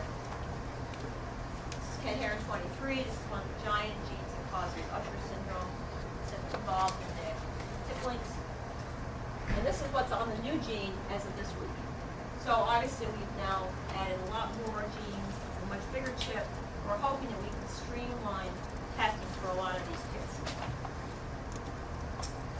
Just to acknowledge the people who were involved in the chip sample, it just tells you that it turns out that, as you all know, it takes a village. This is our village. And so this all leads to what are you going to do if you find out the child is deaf? And very, very briefly, because George and his family are going to talk about this, one of the options we have now to offer is a cochlear implant. Started in the 1950s as an experiment in animals. This gentleman that reported on this in the 1960s used a 6-electrode array in a patient. He's basically booed off the stage one of these sort of old staid otolaryngology organisms because they said this is voodoo, it's never going to work. So based on that, the first single electrode implant was introduced in the 70s. It had a resonant frequency at about 800 hertz, so it was a low frequency electrode, but it looked promising. They made a multi-channel electrode. And in Jan of 1994, this was now heralded as the standard of care for deaf and hard of hearing individuals if they so chose to go down that road. Sorry, this is blurry. But this is, if you guys have never seen a patient with a cochlear implant, you're about to see one. Basically, the electrodes go into the cochlea like this. And depending on the maker, there's a certain number of individual electrodes that go through the cochlea. This is attached to a receiver stimulator, which is up there, and then the whole thing attaches to the patient's head via a magnet, which is here. And then the sound comes in from the outside. The process goes across the magnet to the receiver stimulator, and then stimulates the appropriate electrode in the electrode array in the cochlea, and you have a sensation of sound. And then with an enormous amount of speech and language therapy, and very diligent parents, we actually developed spoken language. I'm going to come back in November to talk to you guys about implants, so I'm not going to say too much now. Suffice it to say, it's not a hearing aid. It's a very different way of hearing. As I mentioned, there are 3 pieces. Currently, most of these are multi-channel implants. There are a lot of different ways you can develop software for them. And I'll talk about this in November, I think. There are currently 3 companies. You start to read about implants, you realize sort of a monopoly. Cochlear Corp, which is based in Australia, Advanced Bionics, which is actually owned by Boston Scientific, and we all know where they are, and Medel, which is based in Austria. And they all have engineers that wash back and forth between the 3 companies. They all make a good product. And who's a candidate for a cochlear implant? Well, currently, as of today, not today, but right now, children are approved by the FDA if they're 1 year or older, although there are programs doing kids under the age of 1 year. They have to be bilaterally profound. These, of course, are prelingually deaf children. But also, if you're postlingually deaf or you're an adult and lose your hearing, then you're a reasonable candidate for an implant. The other things we think about are what caused the deafness, how long the patient has been deaf, how are they communicating, spoken language, sign language, or combinations of both. Are there educational supports? You can't do this, you can't do it unless there's good quality, easily available, or relatively easily available speech and language support for years. And you have to have a family that can do this, because if they can't do it, there's no point in implanting. So we really need families. Families are the key to this. We have a very big team. When I first got here 13 years ago, it was just myself and one audiologist, and now there are 15 or 16 of us, and we've included now developmental pediatricians. I spell check this once. It's a very special kind of pediatrician. They speak a different language, and we often have them see a geneticist as well, depending on what they're causing. We know it's cost effective. This is the first study that came out and said it's cost effective in terms of the patients being more productive, having increased access to education. Like this, one of our patients actually graduated from here, and after an implant, and so it's very, very cost effective. It's expensive in the short run. The device is $26,000, and all of the stuff that goes with it, the surgeons, the anesthesia, the evaluations, and all that jazz, it's about $50,000 total up front. But in the long run, if you have a productive patient who can get educated and be socially intertwined, obviously I think it's a good alternative for the patients if that's what they choose to do. But I can't talk about implants unless I talk about deaf culture. So the language of deaf culture is American Sign Language, at least in the United States. It's a very strong source of support for deaf culture for adults and children. Initially, not very supportive of cochlear implant is an understatement, but that is changing. As we get better at figuring out who's a good candidate, as the patients do better, I think that some members of the deaf community are seeing that this may be a valuable option for their children. But it's slow. Most kids who are deaf have hearing parents, so that's one of the driving forces behind this. American Sign Language is a little scary. It's hard to learn. It's an additional language. Some people feel embarrassed if they're talking with their hands. They're worried their children won't learn spoken language, which isn't true. And they're afraid of a new culture. And these are all really very valid concerns. Why the deaf culture gets concerned, they're worried that their population, their own culture will shrink in number, and that's probably actually true. They said in the olden days, deaf people didn't learn how to get spoken language. People made them talk, and they couldn't hear well enough to talk. That's true too, but it may not be true now. And they worry that we're operating on children who are normal. They don't perceive this as a disability, and they feel that many times hearing parents really can't make decisions about their deaf children. And so it's culturally a very interesting discussion. But ASL is cool. It's a cool language. It's not as hard to learn as you might think, although I speak French better than I sign, but I don't speak French that well either. It does certainly provide a form of communication to all deaf children, implanted or not. Because when they don't have their implant on, you're deaf. They're still deaf. And so if they're at a distance, their back is to you, it's very nice for them to have American Sign Language. And our program is really big on providing that to all children, no matter what their final decision is going to be. Of course, not everybody signs, so that's a relative downside. And this is the debate we can't have today. It really depends on what the definition of disability is. It's a philosophical discussion. But it does come into the big discussion when we're talking about implants. We'll talk more about that in November. That's it.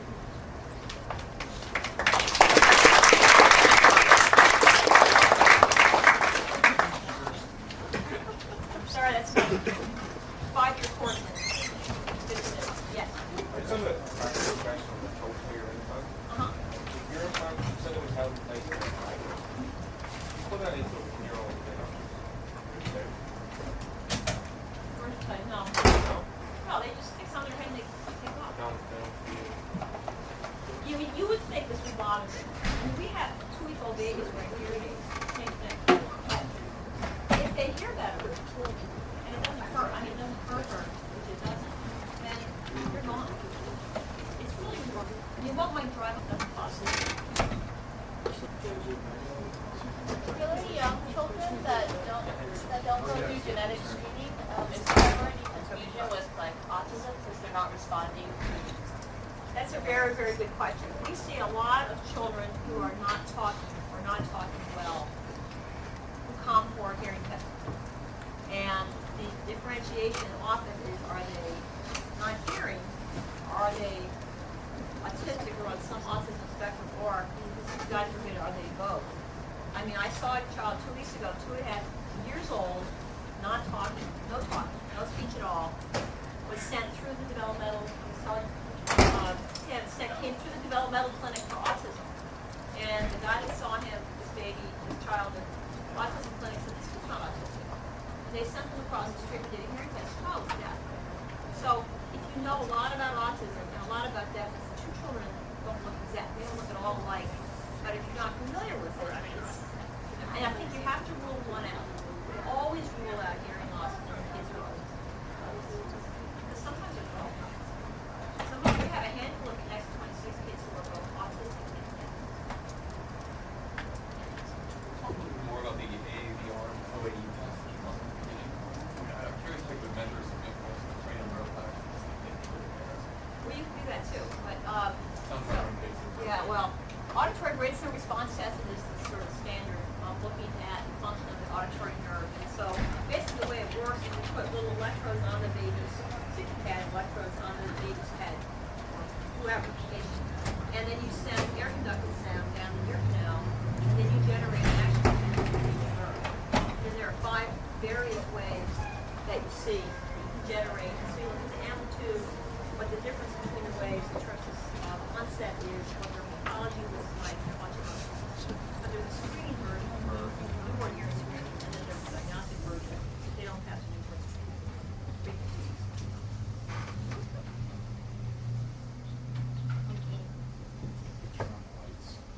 Yeah.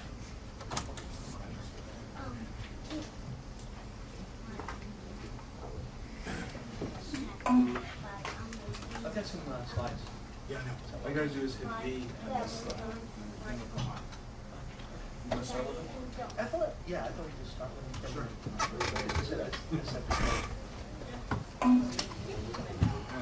Can I screw you up? What? Turn the projector off. You did. Ah. Okay, so you gotta turn the projector on. Okay, we can do an intro if you want. Okay. So, you want to dovetail right in? Well, I was going to introduce you to Scott Function. I can talk forever, so it's time to stop. So I think part of the cool part of this course is that you actually get to see patients who have whatever is being discussed that day. And so when Anne asked me to come and talk to you guys about this and asked if I think of a patient, we have a lot of wonderful patients, but I immediately thought of the Borhegyis for a large number of reasons. Mr. Borhegyi went to MIT, so that's me perfect. But more to the point, they have this fabulous who presented, who was diagnosed by newborn hearing screening. We saw him very young, and he has a cochlear implant, and he's both the parents and the child are very articulate about this topic, so I'll let them.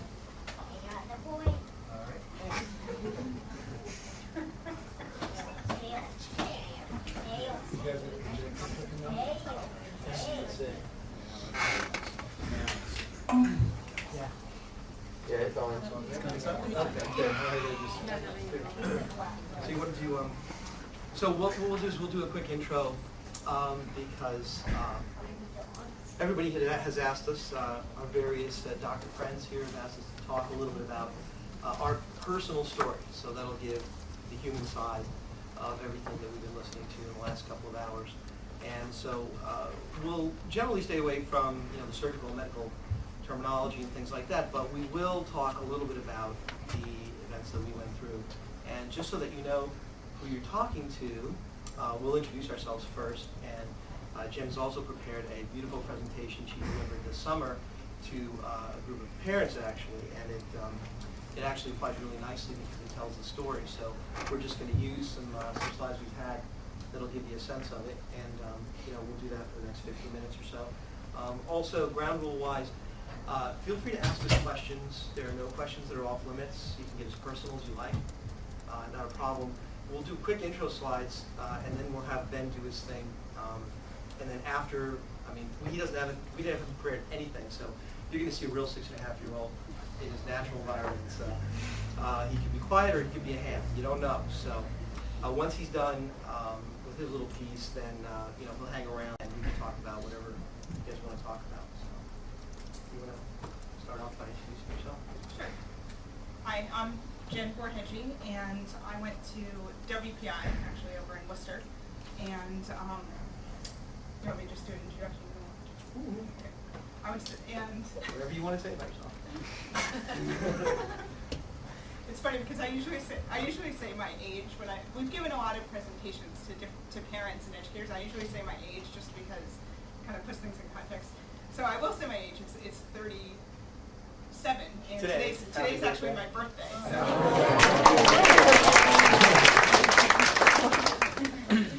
See how romantic I bring her to MIT? That's a true nerd right there. You want to say anything else, Mike? No, I'll get to this. Okay. Oh, right, because your slides are all down. Thank you. Yeah. I'm actually 42, so 5 years old for Jen. And I went to MIT. I'm an MIT 87 undergrad. I was 6'1" bio. Was there anybody here who was MIT undergrad? Any core sixes? Yeah. So, interestingly enough, I was 6'1" bio, and as you guys probably know, if that course still exists on the undergrad side, it's sort of like the baby version of this graduate course. So it was really interesting, and I don't know exactly where to insert that, so I'll just say in my background that it's a profound irony, actually, that I was sitting in some of these seats, literally where you guys are, 20 years ago, and I worked with one of my professors was Tom Weiss, who did some research on the conduction signals in cochlea. I was a UROP with Cam Searle and Jerry Leckman building circuit models of the ear.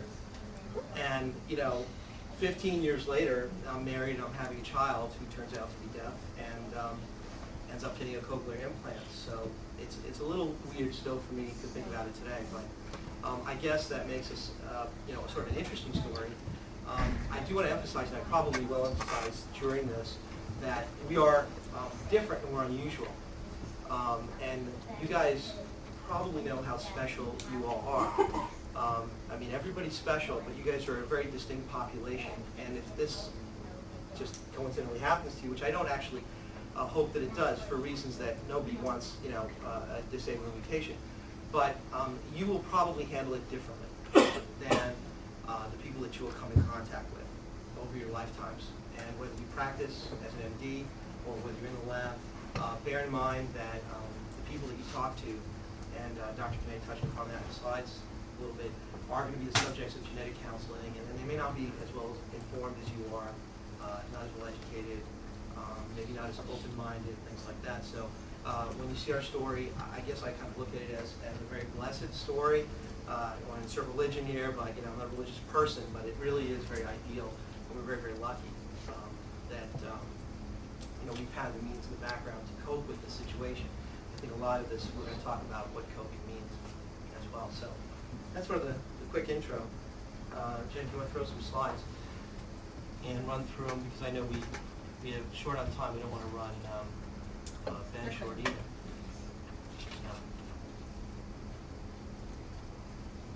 So just to give you a background, and as George mentioned, these slides, every 2 years there's a big conference in Sturbridge, and it's really a great conference run by a group called the Minuteman Cochlear Implant Club, and they have educators as well as doctors and parents and adult recipients of cochlear implants who come to it and present on all sorts of topics or all different tracks and stuff like that. So this past summer, I presented, and the focus of this talk was actually about Ben's education. So I just wanted to go through these to give you a little bit of background. George and I have two boys, actually. Ben, who's 6.5, he'll be 7 in February, and Daniel, who's now 3.5. And Ben was born deaf through, and the cause of his deafness is connexin 26, the genetic mutation. And Daniel is hearing, and he's actually home right now, and he's quite a talker. It's interesting. If you grow up in I found out that if you grow up in a household where there's one child who you're focused so much on giving them language, and you have another child that's hearing, that child just picks it up and says all sorts of things you wouldn't believe. So. And by the way, since Jen didn't see some of this previous slide, one of us is a 35 del G, and the other one is 167 del T. And so Ben was born in February of 2001. He was born right in Boston at Beth Israel, and we found out through newborn hearing screening about his hearing loss. So essentially on the second day, and I don't know if any of you have children or not, but essentially when you have a baby, and Beth Israel, as I'm sure you know, is a great hospital, but you have a baby and they say, we're going to go take the baby and do this test or give them this shot or this sort of thing. And you just kind of say, okay, okay, okay. And I still remember on the second day when they said, we're going to go and test the baby for, we're going to do newborn hearing screening. George went with Ben, and I thought nothing of it. And when George came back and he said, Ben didn't pass that test, I kind of said, what does that mean? And I was not really aware of what that meant or anything.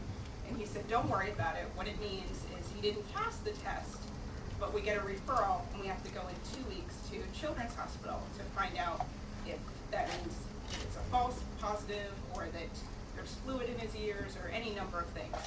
And I think the statistic is out of every 1,000 babies born, 30 of them will not pass that test, and only 4 of those will actually have a hearing loss, and only 1 of those 4 will actually have profound hearing loss in both ears, like Ben does. So at that point, it was kind of this thing that we knew might be wrong, but we didn't really know what it was or anything like that. So then 2 weeks. Sorry, just a quick comment on that. You know, again, just from a personal standpoint, when you two interesting points. One is that when you have a child, which some of you may in the future or have already, you know, that's a pretty emotional experience, and you know, you feel like you're very excited.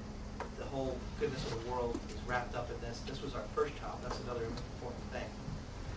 So you're not thinking about imperfections or genetic issues or birth defects or things like that. So, you know, that's not on your mind. And you know, interestingly enough, even when he didn't pass the newborn hearing screen, the next day, the nurse came into our room, and she brought the baby because you can have the baby with you or have the baby in the nursery one night so the mother can sleep after the birth, and you know, somebody might want to take advantage of it. The baby comes back in, and the nurse says, you know, you have the greatest baby because the fire alarm went off in the nursery overnight, and all the babies woke up except yours. He just slept right through it. What an awesome baby. You think, wow, all right, awesome baby, you know? I mean, you're just going on 3 days of no sleep, and you know, I don't care if you're HST or not or whatever, and you know all about, you know, all kinds of things. It doesn't matter that, you know, you don't put 2 and 2 together. Even when you go home and you think, oh, we had this test, we fed it something, he slept through the fire alarm. You know, you know, we have a bris to worry about. So there's a lot of things going on here in this next week. So anyway, again, that's sort of the human aspect versus the textbook sort of aspect of things. So then we went 2 weeks to Children's Hospital where they do a full ABR, and that's where we learned about Ben's hearing loss. And we actually, as I'm sure any of you would do, we said, well, that's great, thank you Children's, but we're going to Mass Eye and Ear and getting this rechecked, and then we ended up going back to Children's for treatment, but we wanted to make sure that we wanted to kind of double check this thing. And it really did, from a personal point of view, it hit us both out of left field. There's no history of hearing loss in either of our families. There's a totally normal pregnancy, totally normal birth, I mean, really, really textbook and all those types of things. So this was some, and you know, you kind of have this feeling like stuff like this doesn't happen to me. It doesn't happen to, you know, no one in my family has not only hearing loss, but they don't really have anything else that's going on. They have some weird things, but nothing really wrong. You know, it never occurred it never occurred to us that something like this was happening, but that's what happened. Then, essentially, once we learned about it, and everyone deals with news like this in different ways, and I was working full time before Ben was born, and we kind of made the decision that the best thing to do in this circumstance was really for me to almost full time. I did work part time. I've been working part time, but almost full time. Take care of Ben in terms of his education and his needs. And so what happened with that was we started Ben off with hearing aids. So we tried those out off and on for the first year. And we really decided pretty much early on that we wanted to look at a cochlear implant for Ben. And I don't want to get too much into that whole decision because we can later, but I don't want to. But that was kind of a big decision at that time. It was 2002, and there's a very large community that uses sign language exclusively, and then there are people who use cochlear implants and oral listening exclusively, and we wanted to do both. So we ended up getting his first cochlear implant when he was 1 year old. When Ben was first born, the FDA approved age was 18 months, and over that 1 year they lowered it to 12 months. So we got that as early as we could, and it was Dr. Kenna who did that surgery. And then he got his second implant when he was 5 and a half last summer, and that was a different doctor who did that, but also at Children's Hospital. And this is all focusing on the education, but I will go, and they're integrated with the Framingham Public Schools, but their focus is mainly ASL. Then we also attended a program at Emerson College called the Fair Lindsley Program, which is a program that does two things. It runs a support group for the parents, and it also has a nursery that uses sign language and spoken English for the kids. And then we did a lot of stuff. And then we also had a teacher of the deaf that came and did some home visits for us to help with Ben's education. And then we lastly did speech therapy for Ben as well.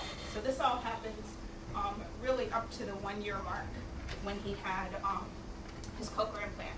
Once he got his cochlear implant, we continued with all those things, but we also added on a speech therapist who was more focused and had more experience with cochlear implants specifically.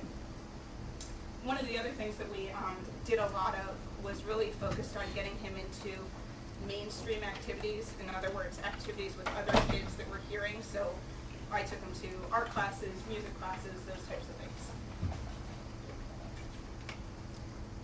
And for preschool, am I going too fast? No, okay. we're going to be short of time anyway, Okay. so keep it going. Yep. For preschool, after early intervention, you get to choose your preschool. And most kids who are typically developing just go to a neighborhood private preschool. However, if you have a child with special needs, you can send them to a preschool that focuses on those needs, or an integrated preschool that has children with special needs as well as typically developing children.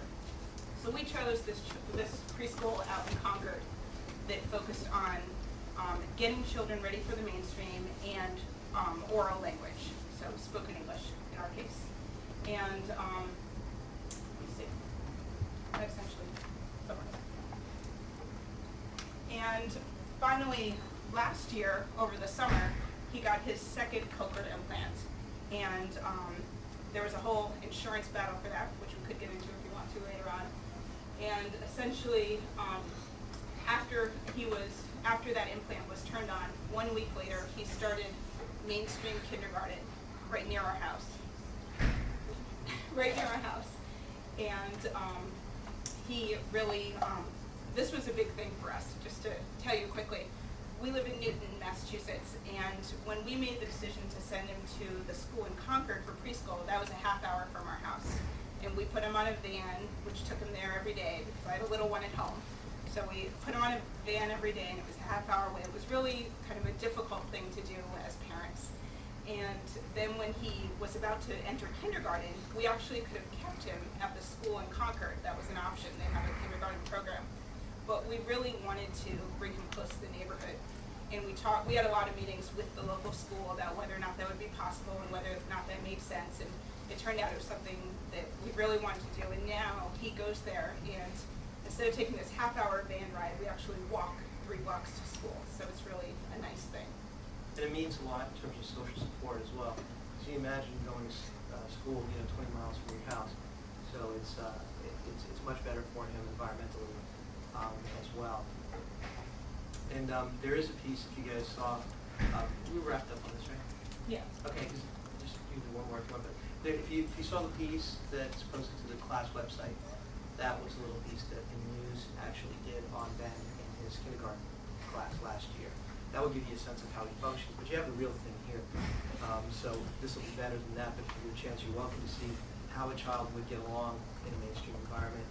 Dr. Kenna mentioned about cost issues, and it's much, I agree, emotionally, and there's statistics to bear it out, that it's much better to educate deaf people to reach their full potential than it is to just brush them aside and imagine what would have happened if Ben was born years ago. So that's about all I'll say. There's a lot to say on that topic. Yeah, so for kindergarten, Ben had a great year. It was really, we really feel that we made the right decision in redistributing him there. And that's a picture of him actually in front of the field. And he just really loves school and loves all that. So. And he loves soccer. So. We, Did Ben talk now? no, I just want to give him 1 second. These are some things we'll cover later. I don't want to cover these now, but those are topics we can talk about. Before Ben gets up, this is going to be really helpful. This was Ben right after he got his implant. This was about 5 months post-implantation. This is, he was born on February 21st of '01. He got implanted almost exactly a year after he was born. So as soon as we could get him implanted, we had been making decisions about implantation, by the way, through that year, discussing it. And there's a lot we can talk about in the optional time we may have about decisions we made and feelings we had and things we pursued. But I wanted you to see what can a child can do just a few months after. Bye. Bye-bye. Let's see if we can get the... Benjamin! Benjamin, come here. Benjamin. Yeah, that's it. Benjamin, where's your nose, Benjamin? Good job. Benjamin, where's your eyes? Good job. Where's your mouth? Where's your mouth? Oh, good job. Where's your ears? Yeah, that's right. Where's your belly? Yeah. Can I see your belly? Good job, yeah. Good job, sweetie. Good job.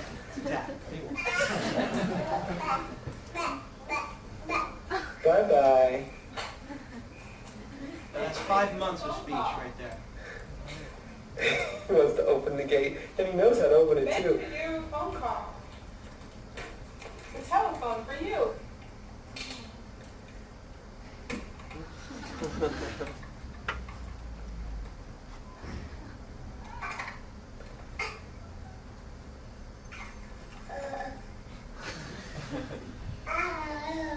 Hello. Right, so that's 5 months, and bear in mind the distinction, as you may have seen, between receptive language and expressive language. So when we ask him to identify parts of his face, right, that's receptive, how he's doing with that implant, and then expressive, where is he with his speech? And you almost hear like a little bit of that deaf speech with him, right? He's only been speaking for a few months with the implant, right? Like Marley Matlin. When deaf people talk, they speak like this because they do not have feedback. That's, you may be familiar with that type of speech called deaf speech. So this will give you a chance to see how far Ben has come from that. So anyway, he's a 6.5-year-old, so I don't know what he's going to do. But Do you want to introduce yourself?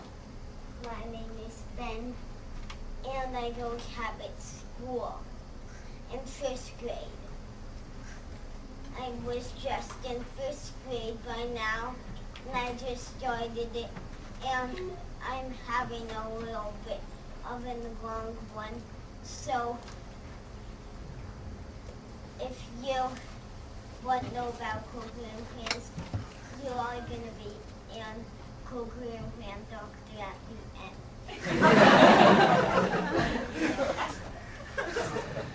So today we're learning about cochlear implants, and we're going to figure out some sounds to see if your ears know how to listen without cochlear implants. So I needed cochlear implants because I couldn't hear. So that's why I'm seeing if you can hear without them. If you guess a sound, you could have some listening ears.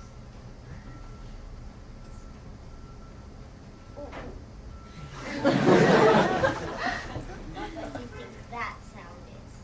Oh, do you want to guess? Okay, they can do that. They can do that. Say it again, loudly. Okay, what animal do you think it is? A monkey. They say monkey? Yes. Okay. Be on the exam on Friday. Okay, the tricky one. He.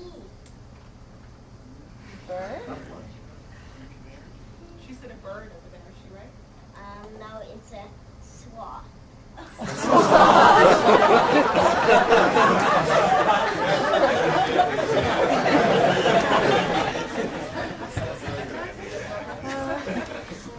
What goes? Do it again. A rabbit? No, and fox. Fox.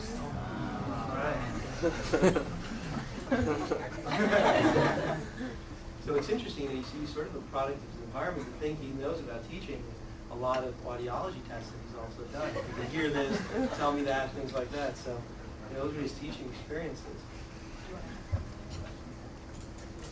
He wrote himself notes, I see. It's hard. And in the middle, there's some free time to do your own work about thinking about cochlear implants. And what we're doing now is some activities with cochlear implants. So, would you like to know how this magnet right here sticks inside? Yeah. Tell them. The doctors put a little cut there and then put the magnet in, and they put a magnet in here, and then it sticks. Wow. And the way that comes from inside is like if you have a board and you have a magnet, it sticks in through the wood onto the board, and that's almost like this. That's how it sticks through the skin, right? And also, if I hear something, sometimes I guess what is right way a lot. But if it's very quiet, I don't guess it way that much. So that's why it could either be loud or medium, or wide, or loud. So if it's loud or quiet or medium, if it's medium, that means you can't understand that much. But if it's quiet, that means you can't really understand. If it's loud, then you can really understand. But if you don't know what that is and you can't follow it, then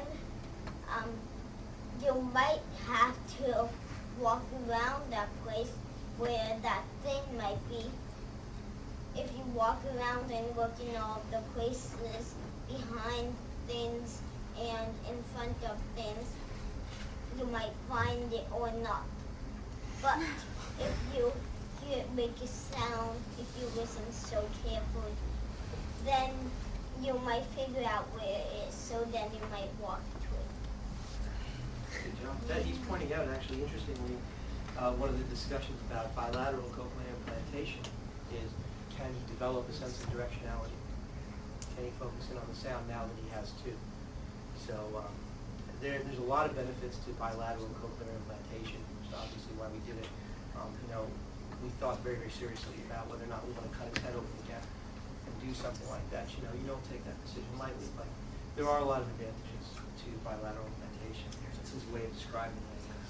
Ben, do you remember this morning we heard a noise from outside and you knew what it was right away? It was an animal?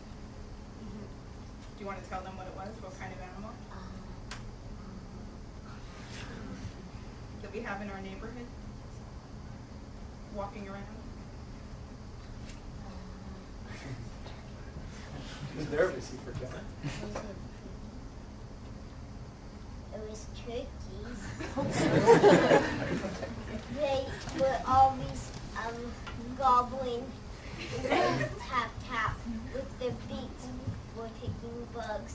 And one day I went out and I was behind the tree, and that was when I was 4 years old, and I saw turkeys around the neighborhood, and I brought some bugs out to join the turkeys, but when I saw them crawl to the turkeys, I heard something like a peck sound, and I landed a little bit near the turkeys, and the turkeys were picking the bugs, and I wondered why, so I went back in and told Mom, and Mommy said that they eat bugs.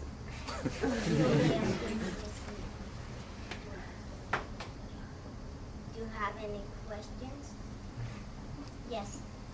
What sound does the bird on your shirt make?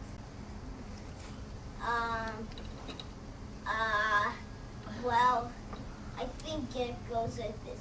Kenna. What kind of bird is it? It's What, a toucan or a puffin. Oh, a puffin. Oh, wow. Puffin. You know these animals, this is his favorite thing. Do you want to tell him about your stickers? I also like to listen to ants. I also like to discover the things that they have on them and listen what they sound like. I usually go zoos to see them, and hang zoos and pet stores. And a place that I've never been before that I really wanted to go to, which is around the world and save animals, because I want to be an animal rescue when I grow. And also I was deciding in my head that I should listen for the animals, help, or their sounds. Do you want to answer another question? Do we have another? Yes. When you take a bath, you have to take the implant off? Yes. Because if they get too much water on them, then they'll break, so I have to go back to wearing the one that goes in my pocket and has a wire going up to my ear. Right, When yeah. they start fixing it with mail. It's like Maryland, these audiologists. He had an older model.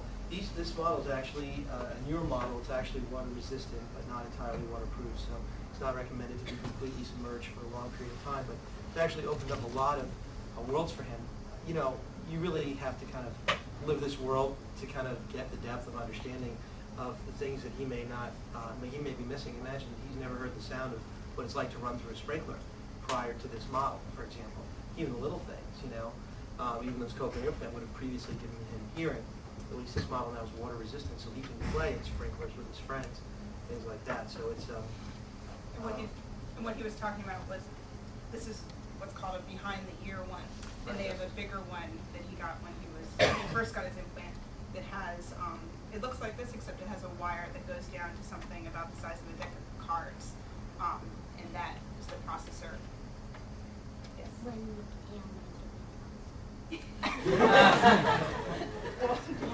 That's like the greatest thing to hear. Think about that. Listen to birds, and do you have another question? You want to ask her?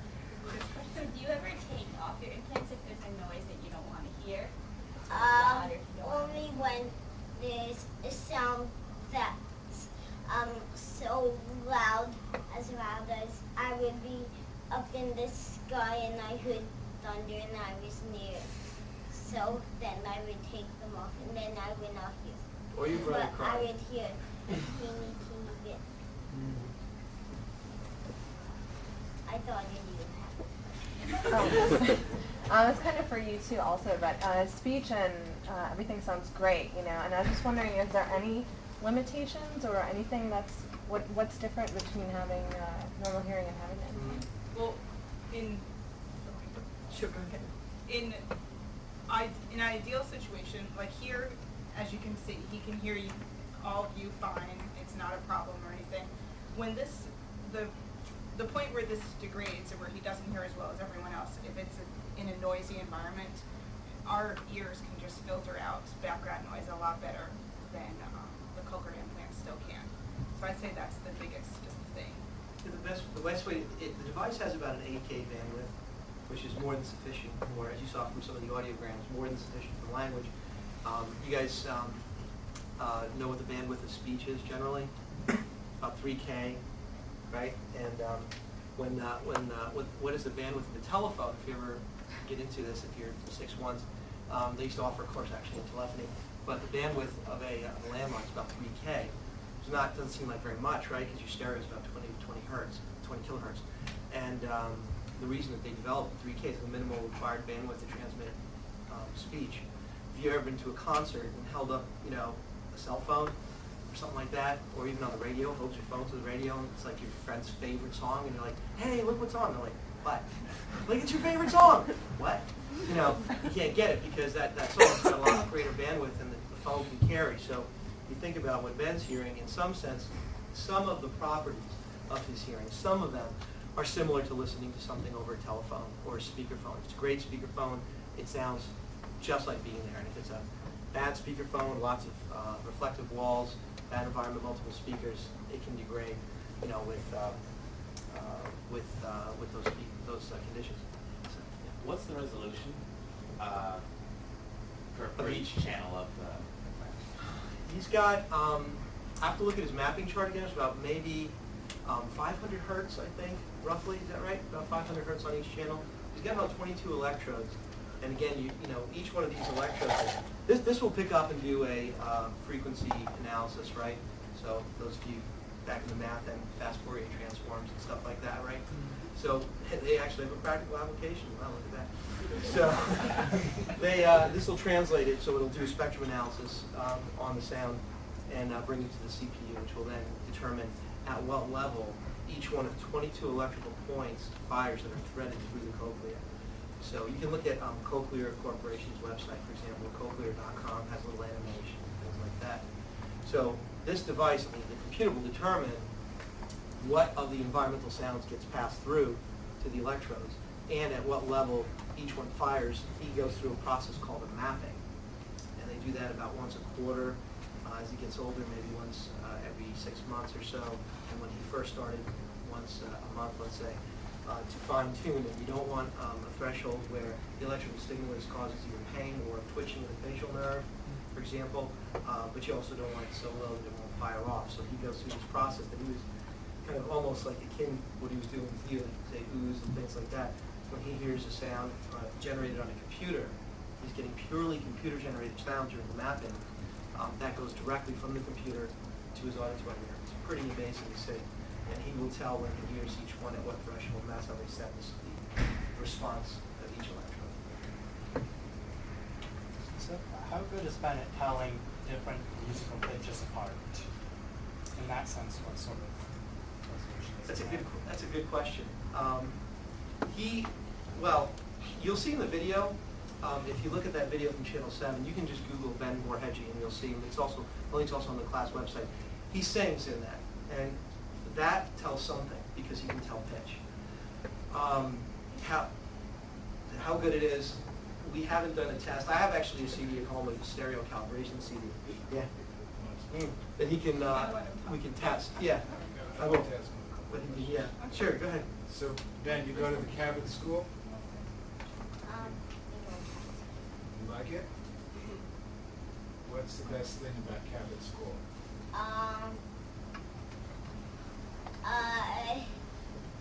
Being in my classes. Do you live near Cabot Woods? Well, I live up the hill, and I have to walk all the way down this big hill, and I have to walk all the way down, but then I have to walk across 2 roads, and then across the field, and those are the points that I was just telling you now, is when the hill ends, and at the end of the field, I have to cross another road, and then I'm at Cabot School. Do you hear any animals sometimes on your walk to school, like frogs or anything? I only hear birds. Birds, Do you like it better when people talk loudly or not so much? I don't like it that much. That's a medium volume, so I can't really like it most of the time. Yes. How's it going, Ben? What do you have to take your implants out when you play soccer or other sports? Well, I leave them on when I play sports. Have you noticed much difference with the 2 implants versus 1? What's the difference between wearing one or wearing both? The difference between wearing one is that you can't hear that much, but when you wear 2, you can hear a lot, and you can hear better when you wear 2. You can hear a teeny bit quiet when you wear 1. And sometimes I'm silly about cochlear implants. How are you silly? How are you silly? How are you silly? There's an old cochlear implant, and I got another one, and I decided to put the old one on my head so that my head could hear. Do you decorate the implants too? Yes. I see some gray. That's because stickers, and the stickers are not very big for the whole thing. So that's why I see some gray. And the other kids at school think cochlear implants are cool? Most of them. It's interesting, he's in an age right now, when they're very, very young, children really don't notice differences. And so that's the age he's been through so far. And when they're older, they respect and value differences. And there's this middle age that we're sort of heading towards, and I think that's sort of our next challenge. Seems like we have our act together, right? But, we don't. We're always, looking at new challenges right now, and I think Jen and I are going to sort of mentally preparing ourselves for when he enters the age where differences are highlighted amongst children. And the school is very, very supportive of handicaps and other issues.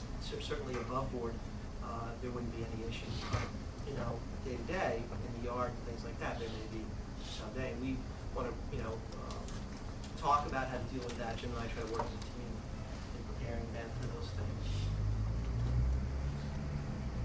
If you want to learn more about cochlear implants, you could either come to my house or ask Dr. Puh. Dr. Poe's his current surgeon. Dr. Kenna was his first surgeon for one side, Dr. Poe for the other. Yes. So you got a new implant? Did you hear better with your new implant? From that, So you hear better with your, which one's your new one? Do you remember? Which one's your new one? This is telling, by the way.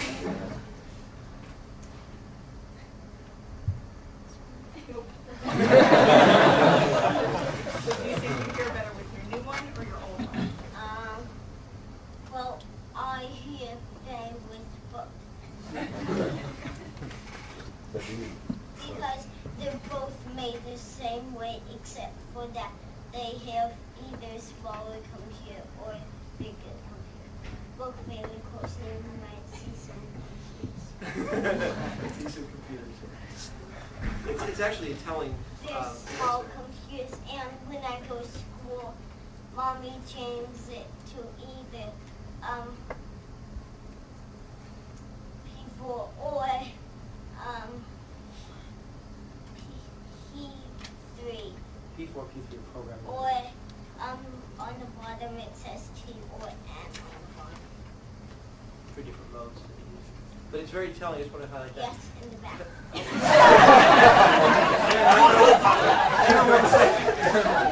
He's running the show, isn't this great? I want you to know I will no longer be teaching this. There are questions of habilitation, and I think he's pretty much answered them. That gives you an example of habilitation. I mean, you can't even remember which one was the older, which one was the newer. So that was a question pre-surgery. Is how long will it take to? That answered that. I was just going to ask, how often do you have to charge the cochlear implant? Do you have to, or? The batteries? Right.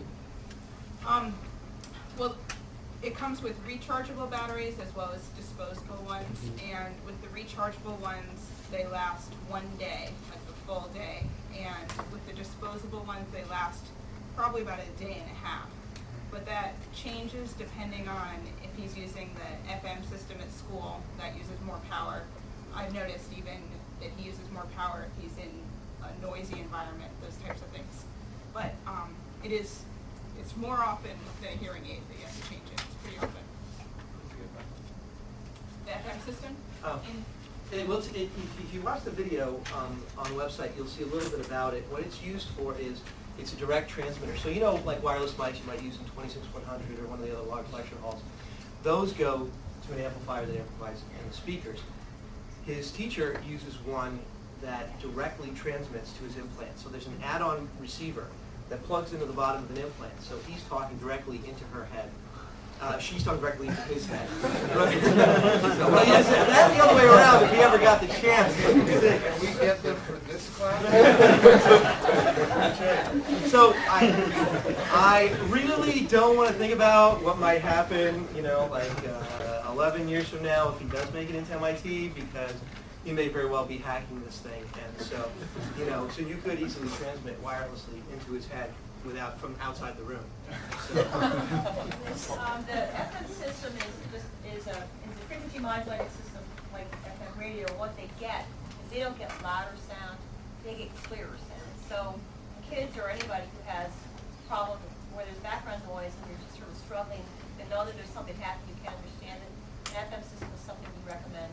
Actually, for lots of kids, they either can get the booted directly with their implants like he can probably put an iPod into his implant too.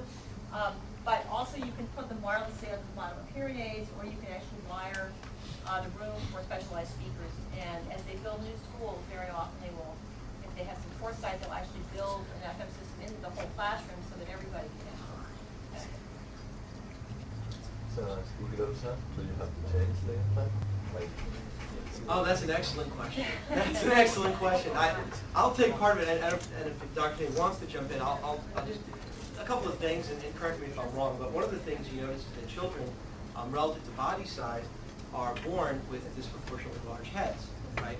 The head grows slower than the body does until it becomes a proportion. So there is a growth factor there. So imagine, he's going to be, 6 times the size he was when he was born, but his head will only be twice the size, and that's diameter, and you're talking about radius, And then you're talking about the difference between, inside the cochlea and the skull. So it's a smaller growth change, and there's an opportunity there to leave some extra coil in there for growth. And did I get anything wrong on that one? Okay. But then there is a question of that does come up, which inevitably will be the next question in some places, upgrades. I don't think anybody has a piece of technology that's 20 or 30 years old that you can think of. I know I can't think of anyone. So the question is, these are meant to be lifetime devices, at least they're engineered that way. Could the device degrade prior to being obsoleted? I don't know. This is just a chance you take. And maybe the device will be obsoleted, so maybe as a graduation present from high school or college, he's had that device for 20 years. He might get a new device that, no doubt, in my mind, and you guys all know, having this education, that it's probably going to be 10 or 100 times more powerful at that time. So, who's to say? Want to say something else? Actually, just a follow-up question on that. So, did they make, he's already updated the device once, is that right? Well, not entirely. His previous device that he got when he was 1 year old was the one device. Now, in fact, it's true. That question is actually very insightful. Two things. One is the internal mechanism that he got when he was 5.5, 4 years later, let's say 4.5 years later, was a newer model. So there's one internal older model and one internal newer model. Okay. However, the external processor, right? You may notice they match. Yeah. We were able to get a second external processor, and it's actually compatible with the older internal device. So he does have an upgrade on one side. So are the updates, is it planned that the updates will always be modular and that the internal, I'm just curious, like, is 22 signals always going to be enough? And Unless we replace the internal device, he'll always have the 22 electrical stimulation points. Someday we might replace it, and they may find that 30 are sufficient. It's not up for The company that makes his device, I know that they've really been retrofitting a lot of these to older and older models, but there is a point, obviously, where this will become obsolete, and you won't be able to take advantage of all the upgrades. Well, I think the only thing is it's a fairly big deal to put one of these in surgically. And so the situation in which we have replaced an older device so far is only if the older device breaks. So if it stops working, or if there's some kind of trauma to the skull and it breaks, although that's not a common situation, sometimes the device just stops working. Just like your computer, one day you turn it on, the screen has stripes and it's dead. So that actually happens to an implant. For each company, they quote a rate of less than 1% for that. That's more or less true, depending on the device and what year it is. There are all the software that makes these things run is in the processors, which look like behind your hearing aids for him. And you will always be able, obviously, to make software for the internal device, but just like an old computer, it's slower and it's not quite as good. But since it's such a big deal to replace it, and it's expensive to replace it, people have not generally opted for upgrading the internal device. They opt often if they can manage to upgrade the software. Yeah, and also, remember what I said, it was a big deal to cut his head open with the second one. Think about just doing it willy-nilly, right? So, anyway, by that time, God willing, this device will continue to work into adulthood. It'll be his decision, not ours. So, Speaking of his decisions, have you guys at all in your minds fast-forwarded perhaps 15, 18 years to the point where both of your kids are perhaps thinking about having kids of their own? How are you going to tell them, both men and your hearing son, about their connection to 26 genetic risks? well, one of the things you saw was me taking pictures here a little while ago. We've been keeping a log of this. I think it probably goes back to that day Jen talked about in her presentation, which is when they came into the soundproof booth and they told us that Ben was deaf and how we were going to deal with it from that moment on. And, once we got confirmation that he was indeed deaf, the diagnosis was correct, his second opinion, third opinion, whatever it was that satisfied us, at that point, we're locked in. And And so the question was, you know, what do we do with it? And if we had more time, I would go through a lot of the psychological aspects of coping and things like that. But we decided we're going to just move forward. We're not going to mourn the hearing loss, which is part of the coping situation. And so we're just going to just move forward and see what we can do about it.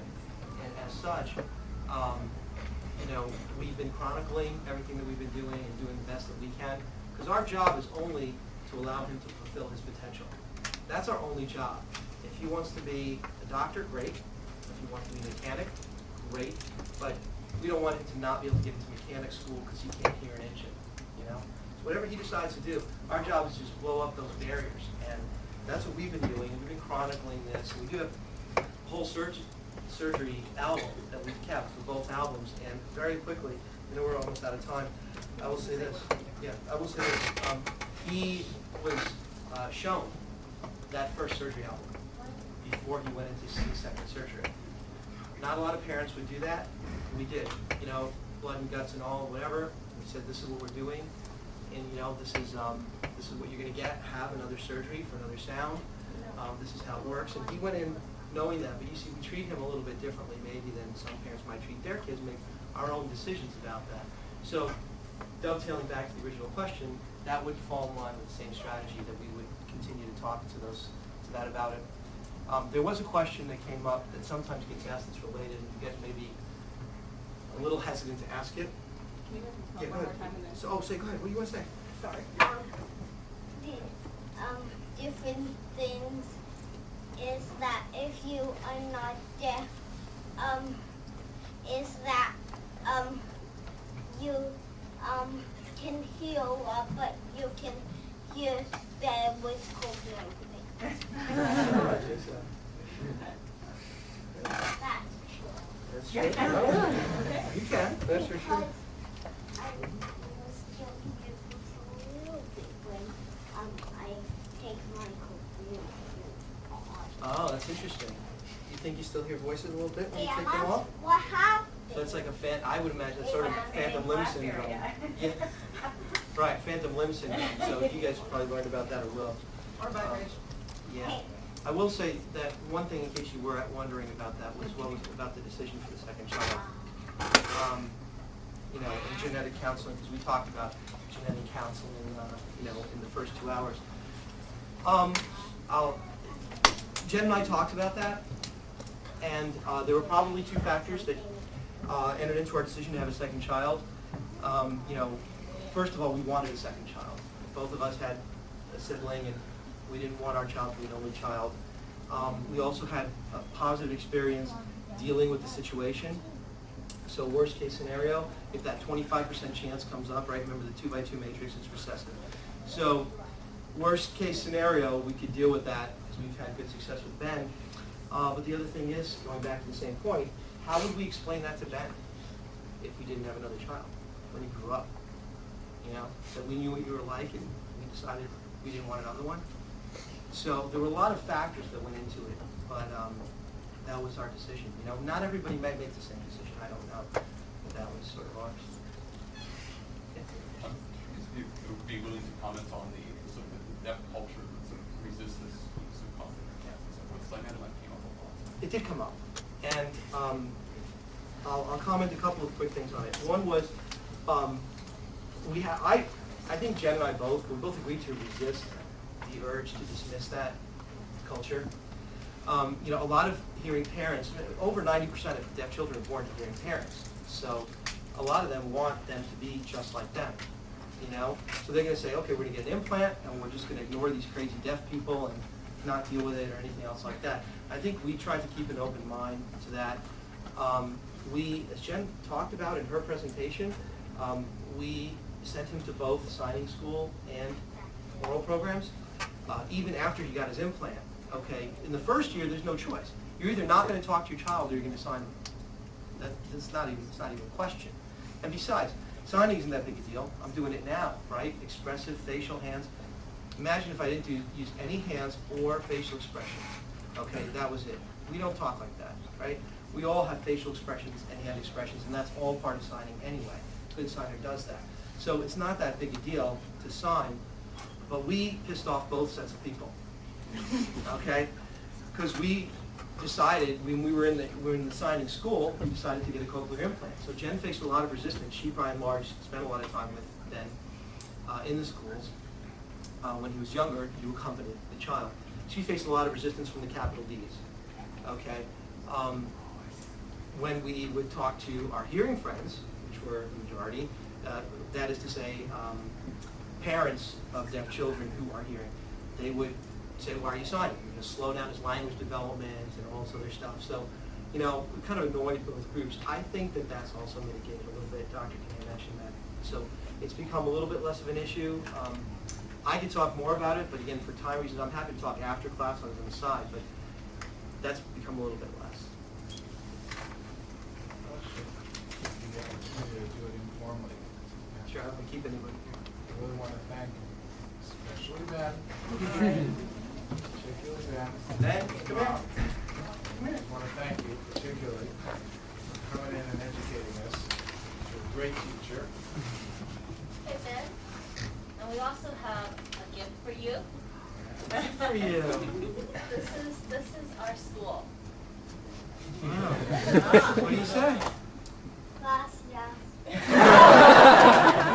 That's a whole other topic I didn't get into. It bears noting that's a tip of the iceberg. It's amazing. This kid, now that he can hear reasonably well, does incidental learning and has learned Spanish from television. Okay, by watching Diego and Dora. How mind-blowing is that? 30 years ago, this kid would probably have a career in a print shop or hauling large objects on a construction site or whatever. Now this kid's 6 years old. He's bilingual. He actually does some prayers in Hebrew for the special holidays and things like that. He's got 3 languages spoken plus sign language. So, it is an amazing technology.